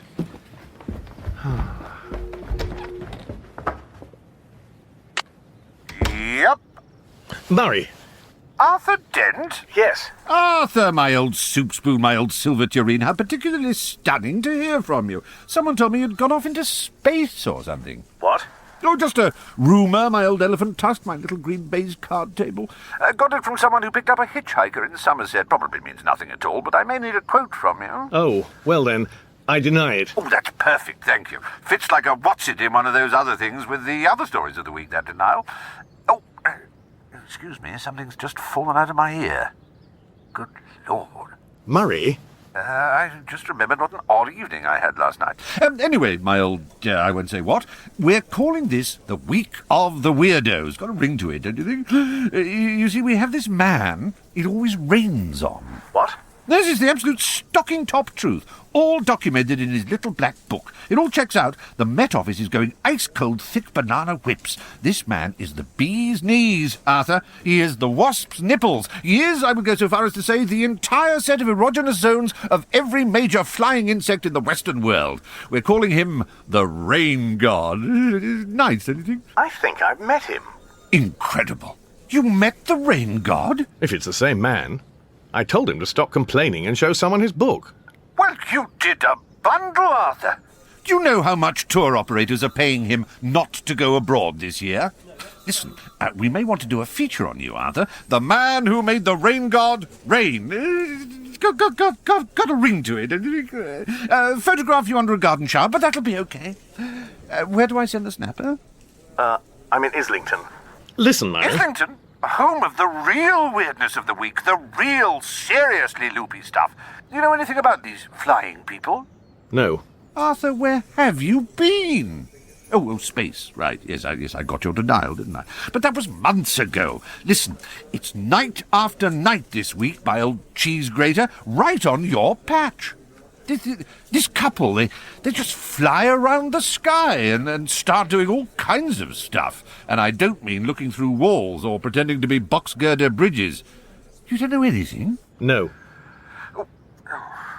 Arthur, it's been inexpressibly delicious conversing with you, chum bum, but I have to go. I'll send the guy round with the camera and the hose. Give me the address. I'm already writing. Oh, listen, Murray. I called to ask you something. I want to find out something about the dolphins. Oh, no story. Last year's news. Forget them. They're gone. So is the story. Murray, I'm not interested in whether it's a story. I just want to find out how I can get in touch with that man in California who claims to know something about it. I thought you might know. Him? Oh, my old herringbone Tweed. Why didn't you say so?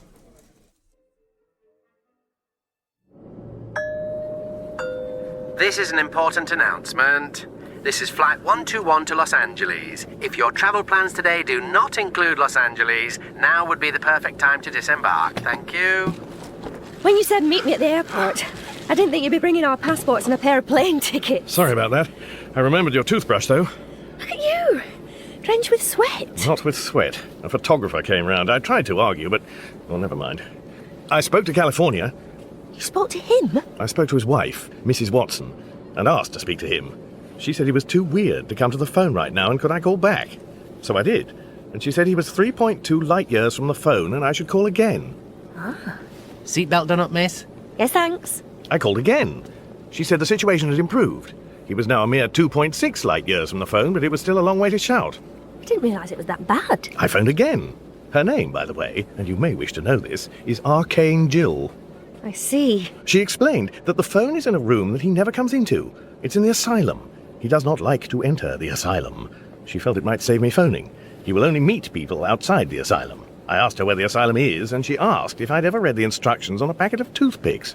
And did you? I didn't have a packet to hand. Then she hung up. I actually got the address from a guy on a science magazine. I'm not sure I understand. Neither do many people. I have been told that Mr. Watson claims to have regular meetings with angels who wear golden beards and green wings and orthopedic sandals. But you think it's worth it? Well, the one thing that everyone agrees on, apart from the fact that he is barking mad, is that he does know more than any man living about dolphins. And what's his name again? Wonko the Sane. I know he will be able to help us. I know he will. Excuse me, my dears. I get so bored on these long flights. It's nice to talk to somebody. My name's Enid Capelson. I'm from Boston. Tell me, do you fly a lot?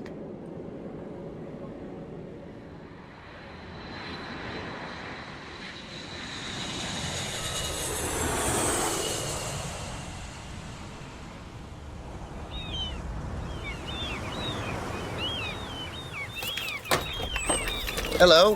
Hello. I am John Watson, but you can call me Wonko the Sane. Arthur Dent. You have a very interesting house. It's inside out. It gives me pleasure. Here. Thank you. We've come to ask you about the dolphins. Ah, yes, them. Your wife mentioned toothpicks. Yes. That's to do with the day I finally realized that the world had gone totally crazy. So I built the asylum to put it in. poor thing, hoping it would get better. I'm horribly confused. Out there, you've got carpet up to the curb of the Pacific Coast Highway. Your exterior walls are hung with bookshelves and pictures, and the sign above the front door says come outside. So here we are, inside, sitting by a garden path surrounded by rough brick walls. Here we are, outside the asylum. When you go back through the door there to where you parked your ride, you go inside the asylum. I never go myself. If I am tempted, I simply look at the sign. That one? Hold stick near center of its length. Place pointed end in mouth. Insert in tooth space. Blunt end next to gum. Use gentle in-out motion. And those are the instructions on a set of toothpicks. It seemed to me that any civilization that had so far lost its head as to need to include a set of instructions in a packet of toothpicks was no longer one in which I could live and stay sane. But you are? Oh, I call myself Wonko the Sane, to reassure people. Wonko is what my mother called me when I was a clumsy kid. Knocking things over, and sane is what I intend to remain. And the angels with the golden beards and green wings and orthopedic sandals agree with me. And they visit when? Weekends, mostly. On little scooters. They are great machines. I see. Why not? Pardon? Why not scooters? Others might fly. Here, they're on scooters. Think about it, Arthur. Yes, of course. Who's to say what's impossible? About the dolphins. I can show you the sandals. Oh, I'll get them. The angels say that they suit the terrain they have to work in. They say they run a concession stand by the Message. When I say I don't know what that means, they say, no, you don't, and laugh. The Message? Arthur? Here. Perfectly ordinary wooden-soled sandals. Look, I'm not trying to prove anything here. I'm a scientist. I know what constitutes proof. I use my childhood name to remind myself that a scientist must also be like a child. If he sees a thing, he must say that he sees it, whether it's what he was expecting to see or not. Otherwise, he'll only see what he's expecting. I also thought you might like to see this. Where did you get that bowl? Fenchurch, have you seen one of these before? I've got one. Or at least I did have. Russell nicked it to put his golf balls in. Have you got one? I found it by my bed. Both of you have one of these bowls? With the inscription? So long and thanks for all the fish? Yes. Do you know what it is? No. It is a farewell gift from the dolphins.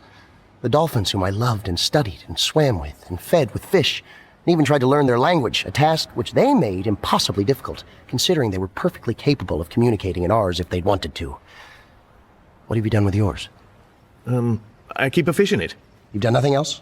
No, if you had, you would know. My wife, she kept wheat germ in ours, till last night. What happened last night? We ran out of wheat germ.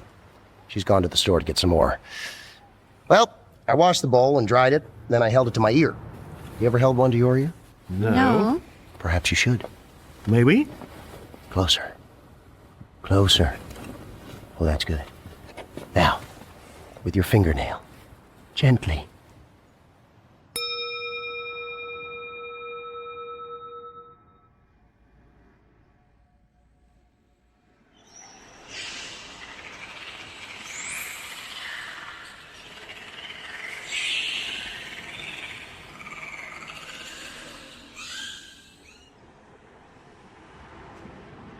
This bowl was brought to you by the campaign to save the humans.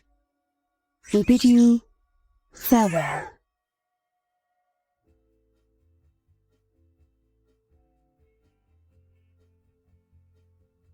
What message will Arthur and Fenchurch discover next? Will Ford Prefect be on hand to utterly confuse and annoy everybody? And if the rumours are true, is Marvin going to make his farewell appearance? The next episode of The Hitchhiker's Guide to the Galaxy spells out the answers. In that episode of The Hitchhiker's Guide to the Galaxy by Douglas Adams, William Franklin was the book. Simon Jones played Arthur Dent, Geoffrey McGivern, Ford Prefect, and Jane Horrocks was Fenchurch. Stephen Fry was Murray Bost Henson, and Jackie Mason, the East River creature. Dominic Hawksley was the Vogon councillor, Simon Greenall, the steward, Margaret Robertson, Mrs. Capelson, Michael Kuehl, the Vogon clerk, and Toby Longworth was Prostetnik Vogon Jeltz. Christian Slater played Wonko the Sane. The announcer was John Marsh, the surround mix was by Paul Deely, and additional effects by Ken Humphrey and Paul Weir. The script editor was John Langdon, and the music was by Paul Wicks-Wickens. The production manager was Joe Wheeler, and the production assistant was Susie Matthews. The programme was adapted, directed and co-produced by Dirk Maggs.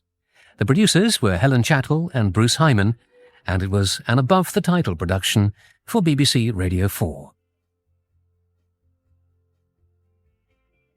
The BBC wishes to advise listeners that not all glass bowls contain messages from the dolphins when pinged. Certain ovenware, for example, will emit serving suggestions for tasty puddings, but any bowl stamped by a bathroom fittings manufacturer is best left unpinged altogether.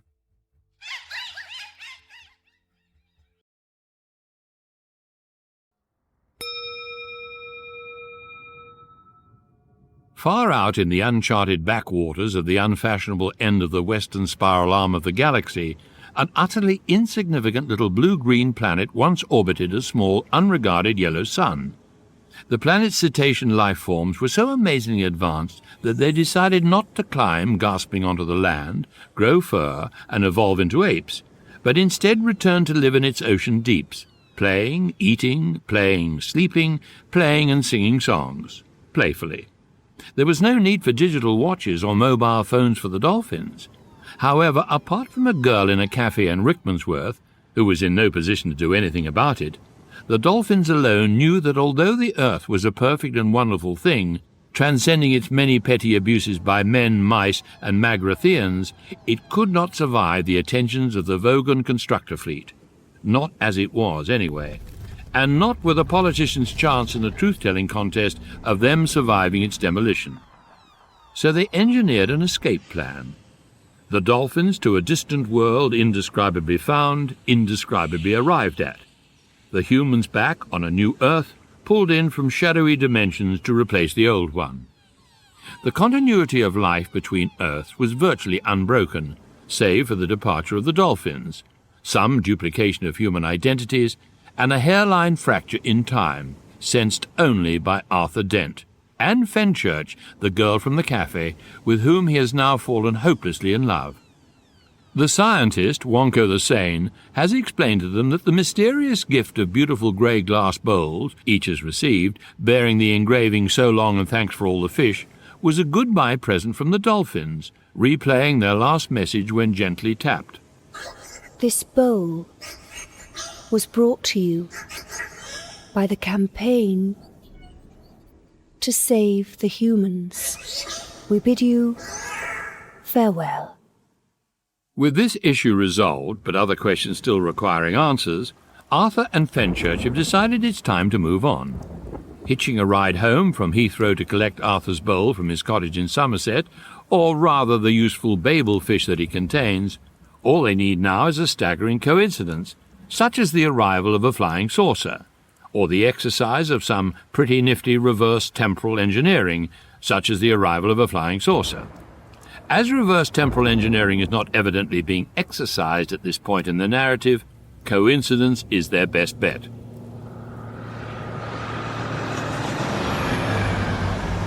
Talk about a coincidence. Me picking you up again, and your girlfriend, of course. In the rain, of course. Well, we know that that's not a coincidence, don't we? Didn't think you'd still be driving a lorry, Rob.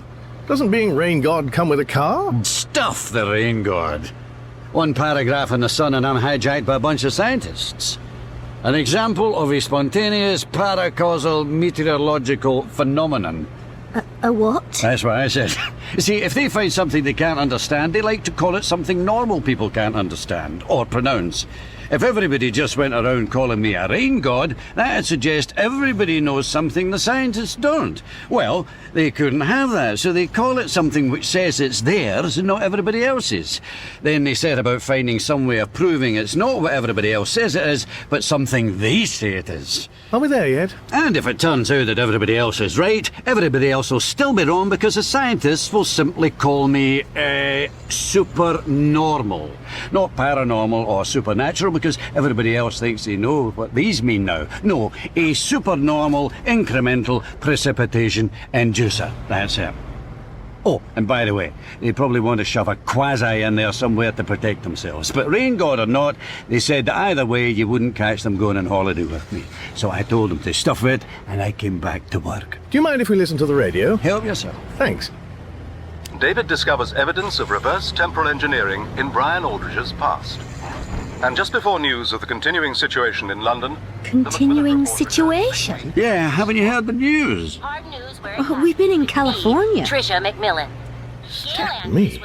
Trisha McMillan? Wow. There's a photo of her in today's Sun coming out of some club in New York. Good grief. Trillion. But blonde. She could try on my galoshes anytime. Wasn't Trillian the name of the girl you met up there? Yes. Trisha McMillan. But this one's American. Yeah, oh, she's English by birth. Yeah, still lives here, I BBC think. Radio 4, the news with Charlotte Green. There's been an emergency session of Parliament following the arrival of the huge flying saucer, which landed on Knightsbridge 3 days ago. What? Meanwhile, the pattern of pub riots across West London seems to have died down. Though reports are coming in of an isolated incident last night in the buffet car of a Great Western Express train. Pub riots, buffet cars. It's a familiar pattern. Pile of rubble that was Harrods. We're here! Oh, that's very kind of you, Mr. McKenna. Arthur! This is your cottage, is it? What? Oh, yes. Thank you. Thank you. Just as I thought. The front door lock's been picked. Everything all right? Yes. Tell you what, can you pop to the shop and get some milk and bread? I'll, put the kettle on. Sure. After I found out how drunk our guest is. Hello? Of course. Ford, wake up and get your shoes off the coffee table. Oh, hello, Arthur. Have you the faintest idea how hard it is to tap into the British phone system from the Pleiades? I can see that you haven't, so I'll tell you over the very large mug of black coffee that you were about to make me. You'd better come into the kitchen, then. Okay. Oh, I'm in little space lagged. You look as if you've been sleeping in a corridor for a month when it doesn't get vacuumed. I have been. And before that, I was on a scout ship of the Sirius Cybernetics Corporation, from where I was trying to get a BT operator to help me. But they keep asking you where you're calling from, and you tell them Letchworth, and they say you couldn't be coming in on that circuit. What are you doing? Making you black coffee. Oh, what's this? Cornflakes. And this? Paprika. Well, the boxes don't stack up very well. What was I saying? About not phoning from Letchworth. Oh, yeah. You know how I hate those smug, Sirius Cybernetics salesmen. Slick-suited creeps of the cosmos, flogging computer operating systems that crash more often than air cars built on the Friday shift. They have persuaded the universe that if it doesn't continually upgrade itself at enormous expense, it has no right to call itself fruity. This guy was on a 5-year mission to seek out and explore strange new worlds and tell them to share and enjoy his overhyped bloatware. Where's that coffee? I'm waiting for the kettle to boil. Use the hot tap. I have now remembered what I did next. I saved civilization as we know it. I knew it was something like that. So there I was. And what I did was this. I can't hear what you're saying. Ford, what are you doing? I've got your coffee. Oh, for goodness sake, that was a perfectly good chair. Where have you been? Making some coffee. You missed the best bit. You missed the bit where I jumped the guy. Now I'll have to jump him all over again. That also was a useful chair. Slightly worn, but perfectly serviceable. First time was better. I see. And, what are all the ice cubes for? What? You missed the suspended animation facility? That's where I put the guy. Well, I had to, didn't I? So it would seem. Oh, why is the phone... Don't touch that! But it's off the hook. I know, but listen to it. 48 and 10. It's the speaking clock. Beep, beep, beep is exactly what is being heard all over that guy's ship while he sleeps in the ice, going slowly round a little-known moon of Sassafras Magna, the London speaking clock. I see. Why? Why? With a bit of luck, the phone bill will bankrupt the buggers. I've really had enough of phones. Keep ringing, and just when I get to it, it stops. Ah, sorry, that was me. Wanted to see if you'd found out. The Earth had suddenly reappeared. In the end, I assumed you had, because you didn't meet me in the bar in Handold City, which had the virtue of being a lot less boring than helping the people of the planet Cricket learn how to bowl a leg over, but was in fact a dump. Leg spinner, and I'm not surprised. Now, regret though I may the answer, how did you get here? Where's the cassette player? Oh, here, I taped it for you. It is estimated to be nearly a mile across, with a hatchway which crashed down through the Harrods food halls, demolishing Harvey Nichols. After some time, an immense silver robot, 100 feet tall, emerged. Dramatic arrival, don't you think? You stowed away aboard that robot's ship? Yes. I come in peace. Take me to your lizard. Take me to your lizard? It comes from a very ancient democracy, you see. What, a world of lizards? No, nothing anything like so straightforward. On its world, the people are people. The leaders are lizards. The people hate the lizards, and the lizards rule the people. They use brainwashing, reality TV, lifestyle magazines, the usual stuff. If it's a democracy, why don't the people get rid of the lizards? It honestly doesn't occur to them. They've all got the vote, so they all pretty much assume that the government they voted in more or less approximates to the government they want, so they go back to watching TV. You mean they actually vote for the lizards? Oh, yes, of course. But why? Because if they didn't vote for a lizard, the wrong lizard might get in. Got any gin? But that's terrible. Listen, bud.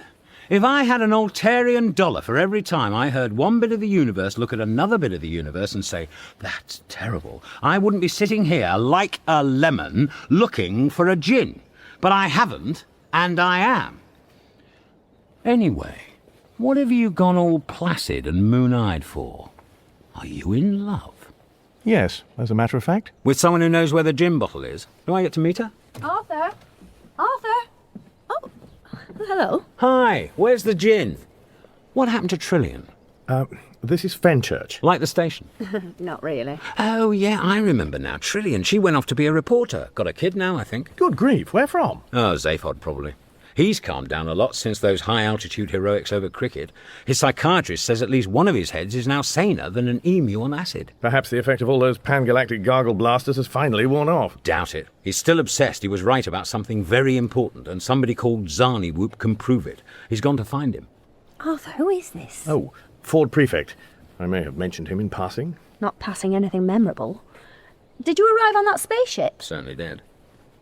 Can you get us on board? Come in peace. Take me to your lizard. The World at One. This is Nick Clark with 30 minutes of news and comment, coming to you live from the BBC's commentary position in Knightsbridge, behind the crowd barriers and within sight of the immense silver saucer. The giant robot returned here last night from the beach at Bournemouth and now appears to be about to depart. With me is the astronomer Sir Patrick Moore. Patrick, what do you make of the scene before us? Well, Nick, the immediate perimeter is fenced off and patrolled by tiny flying robots. Staked out around that is the army, who in turn are surrounded by a cordon of police. Though whether they're there to protect the public and the army for the public, or to guarantee the ship's diplomatic immunity and stop it getting parking tickets, we just don't know. Well, the story so far is strange enough. The robot stood here for 3 days and nights after its arrival, we think now waiting for a deputation of lizards. Several politicians thought to have lizard-like characteristics were sent to parley with the robot, but were fried by the flying arc welding kits which defend the area. That resulted in the almost complete annihilation of the cabinet and many opposition MPs. A turning point did seem to come when a crack team of flying wire strippers discovered the zoo in Regent's Park, and most particularly the reptile house. Yes, Nick, some of the larger iguanas were brought to the giant silver robot, who tried to conduct high-level talks with them, but to no avail. And immediately afterwards, the flying tools constructed an immense gantry which bore the robot south to the seafront at Bournemouth, where it announced it had been led to expect one of the most exciting places on any world in the known galaxy, and was very disappointed. It was, of course, by far the most... Have you got a pencil? I did have. Trouble is, I packed so many towels in here. You really shouldn't listen to Ford. Ballpoint. How reliable is he? How reliable is Ford Prefect? Huh. How shallow is the ocean? How cold is the sun? Still, there's always a first time. Now, what was it? What was what? Yes.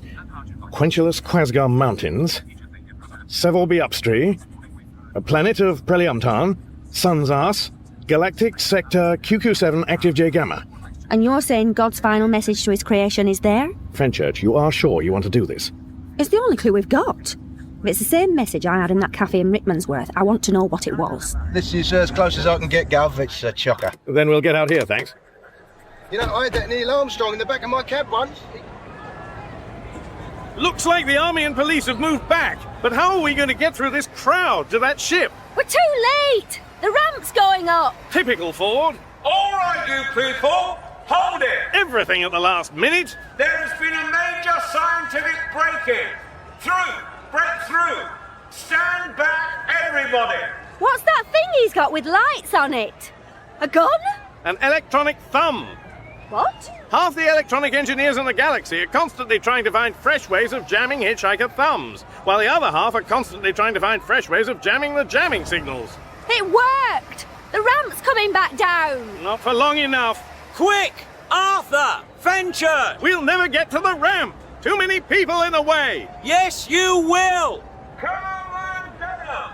What's in his shopping trolley? Off-world duty-free mobile phones! Latest Sirius cybernetics models, all with novelty ringtones! Share and enjoy!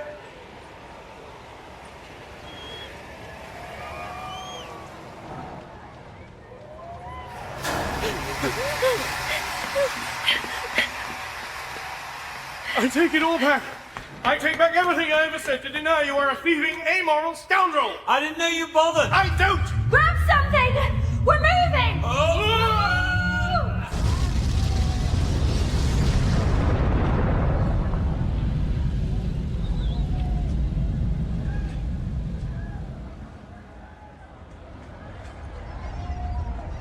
Actually, Patrick, that phone's my lucky colour. Want to swap for this one? Not unless it's got this way cool ringtone.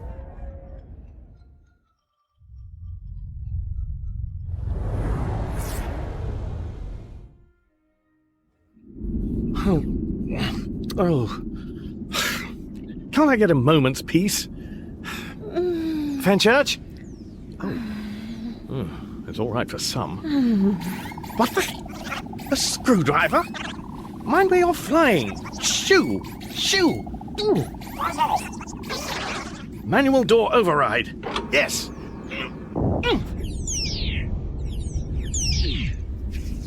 Ford, would you turn your video down? Shh, we're just getting to the good bit. Please. Fenchurch may be able to sleep through this, but I can't. I finally got it all sorted out. Voltage levels, line conversion, region free, the lot, and this is the good bit. Belgium.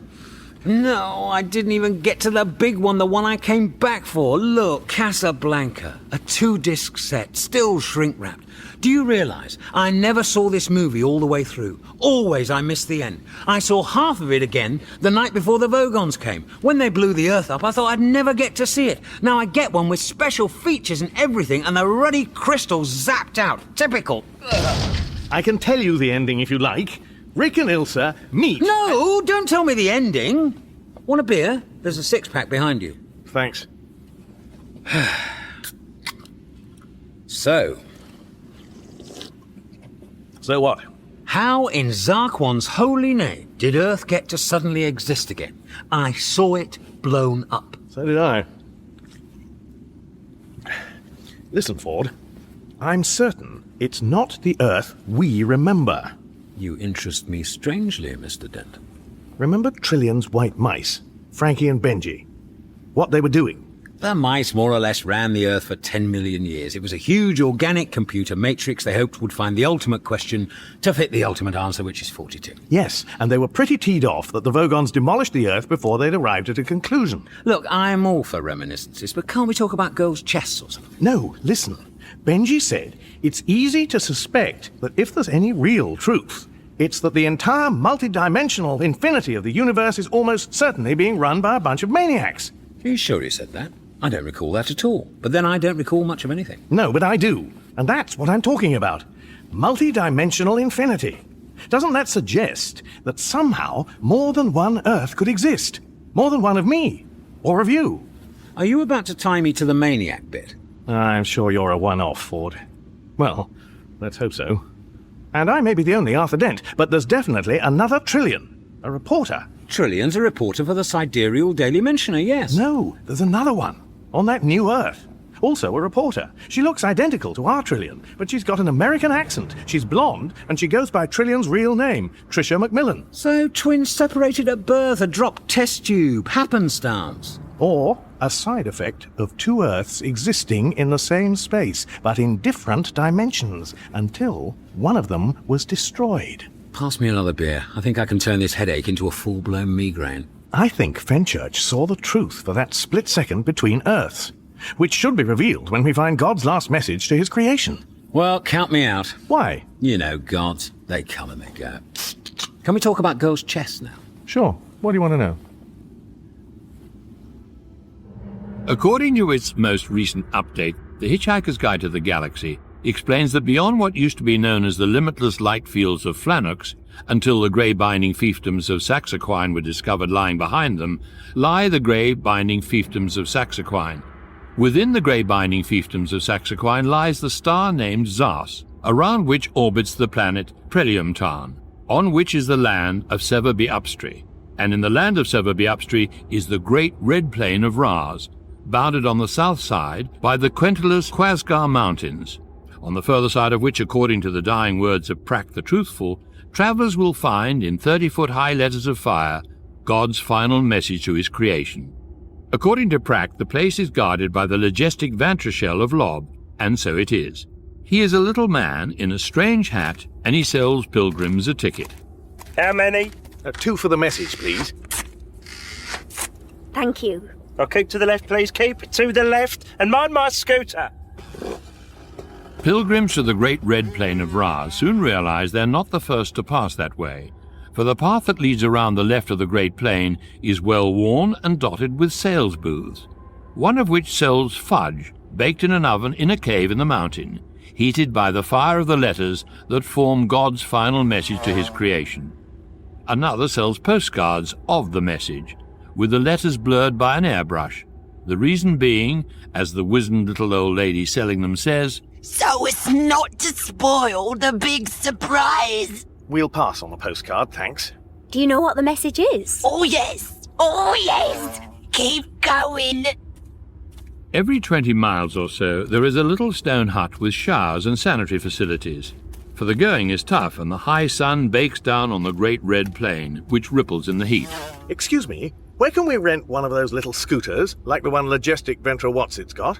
Oh, the scooters are not for the devout. Oh, we're not particularly devout, just interested. Well, then you must turn back now. This is the great red plain of Raz, a sacred, holy place, not one to be sullied by the unbeliever. Oh, but we've come so far. Oh, well, in that case, I've got a special offer on final message sun hats. Yeah, buy one, get one free. Yeah, I do a nice line in lighters as well, in the shape of the Quentilus Quasgar Mountains. That's right, just push the peak, and the north face develops a flame. Not certified by health and safety, though, of course.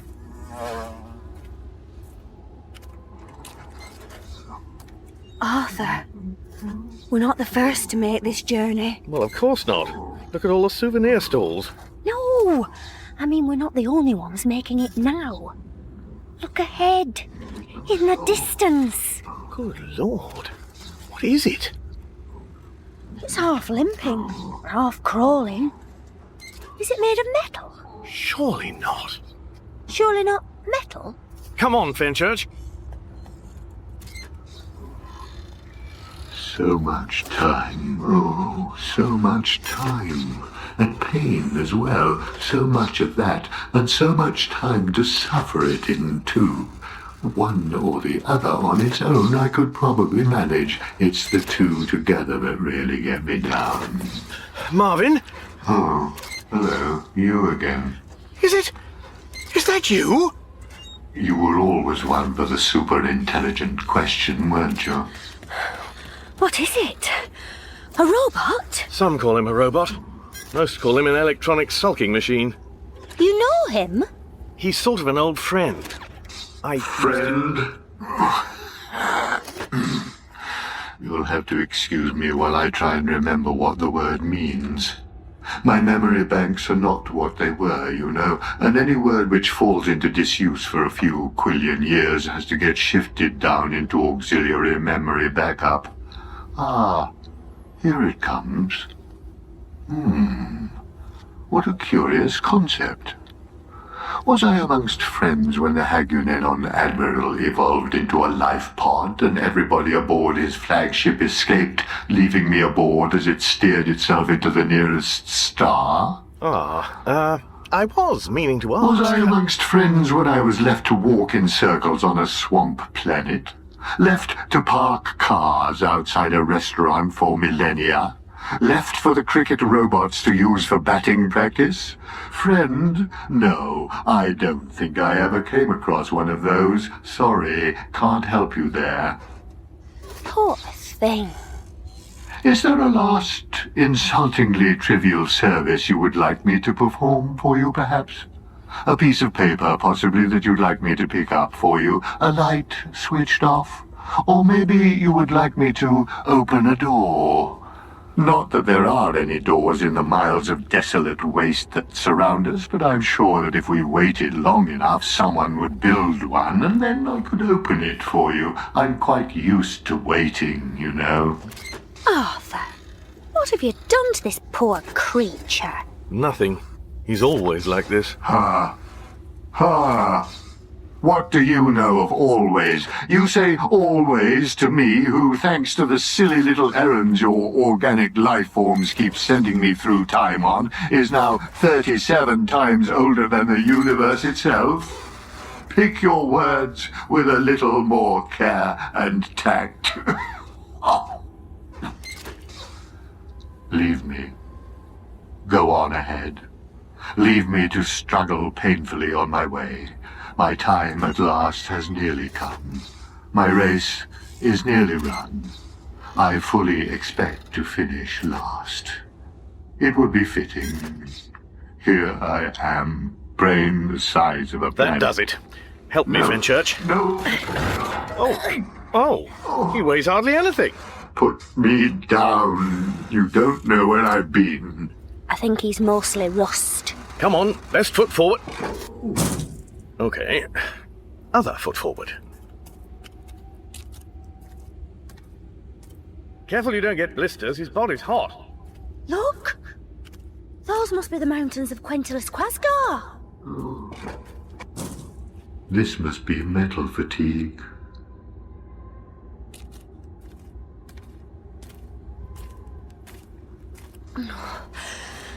My arms are getting tired. If we could get him walking again, it'd help. Marvin, why don't we see if we can get you some spare parts at one of the booths? I'm all spare parts. Let me be. Every part of me has been replaced at least 50 times. Except... Except what?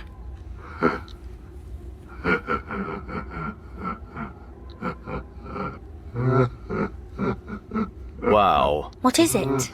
I think he's laughing. Oh dear, how droll. Do you remember the first time you ever met me? Of course. I've been given the intellect-stretching task of taking you up to the bridge of the Heart of Gold.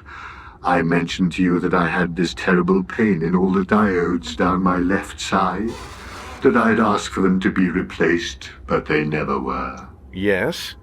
See if you can guess which parts of me were never replaced. Go on. See if you can guess. Ouch, ouch, ouch, ouch, ouch, ouch.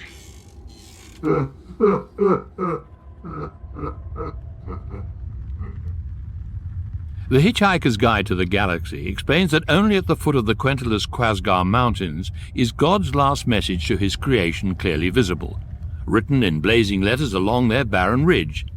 There's a little observation point with a rail built along the top of a large rock facing it, from where you can get a good view. It has a little pay telescope for looking at the letters in detail, but it's never needed as the letters burn with the divine brilliance of the heavens and would, if seen through a telescope, severely damage the retina. Those who gaze upon God's final message gaze in wonderment and are slowly and ineffably filled with an overwhelming sense of peace and of final and complete understanding. Yes. That was it. Well,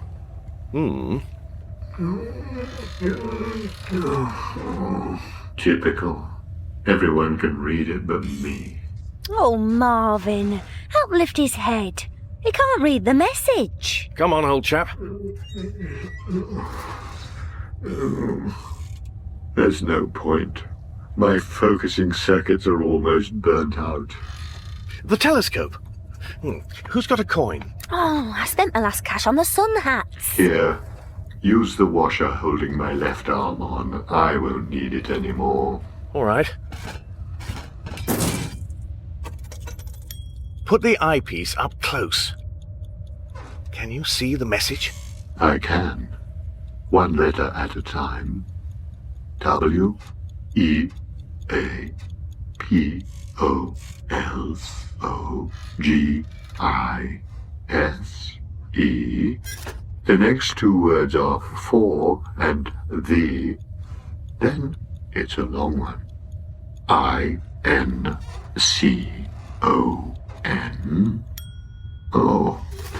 Other arm? Is the last word incontinence? We apologise for the incontinence. Other arm, then. We apologize for the I, N, C, O. We apologize for the inconvenience. I think I feel good about that. Let's not go that far. Goodbye.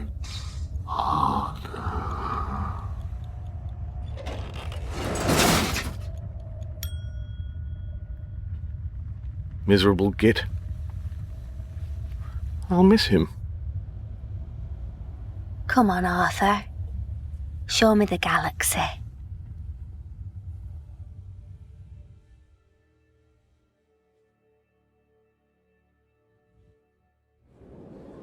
Ladies and gentlemen, the slump jet is counting down to our first warp transition. Please fasten your acceleration straps, switch off your cell phones, and arrange your antennae, tentacles, or pseudopodia in the upright position. Can you believe there was a stall where guys with green wings and orthopaedic shoes were renting scooters? Wonko was saner than we thought. If you look out of your viewports, you'll be able to see one set of stars wink out and another wink in as we cross the warp boundary, which will be in 10, 9, 8... How long till we reach a Los Hermanos Sinica? About 3 hours after this transition. And we just cross from one bit of space to another, without... Without what? Fenchurch. Fenchurch! Is everything all right, sir? The young lady next to me, she's gone. Disappeared. Just as we made the hyperspace jump. What young lady? The young lady you just served a drink to. Sir, you must be mistaken. You boarded on your own. That seat's been unoccupied since Prelium time. You put your towel on it when you sat down and it's still there. With your feet on it. Fenchurch.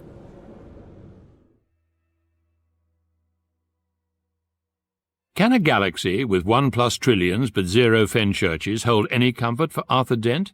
Will he ever find the ultimate question to the ultimate answer?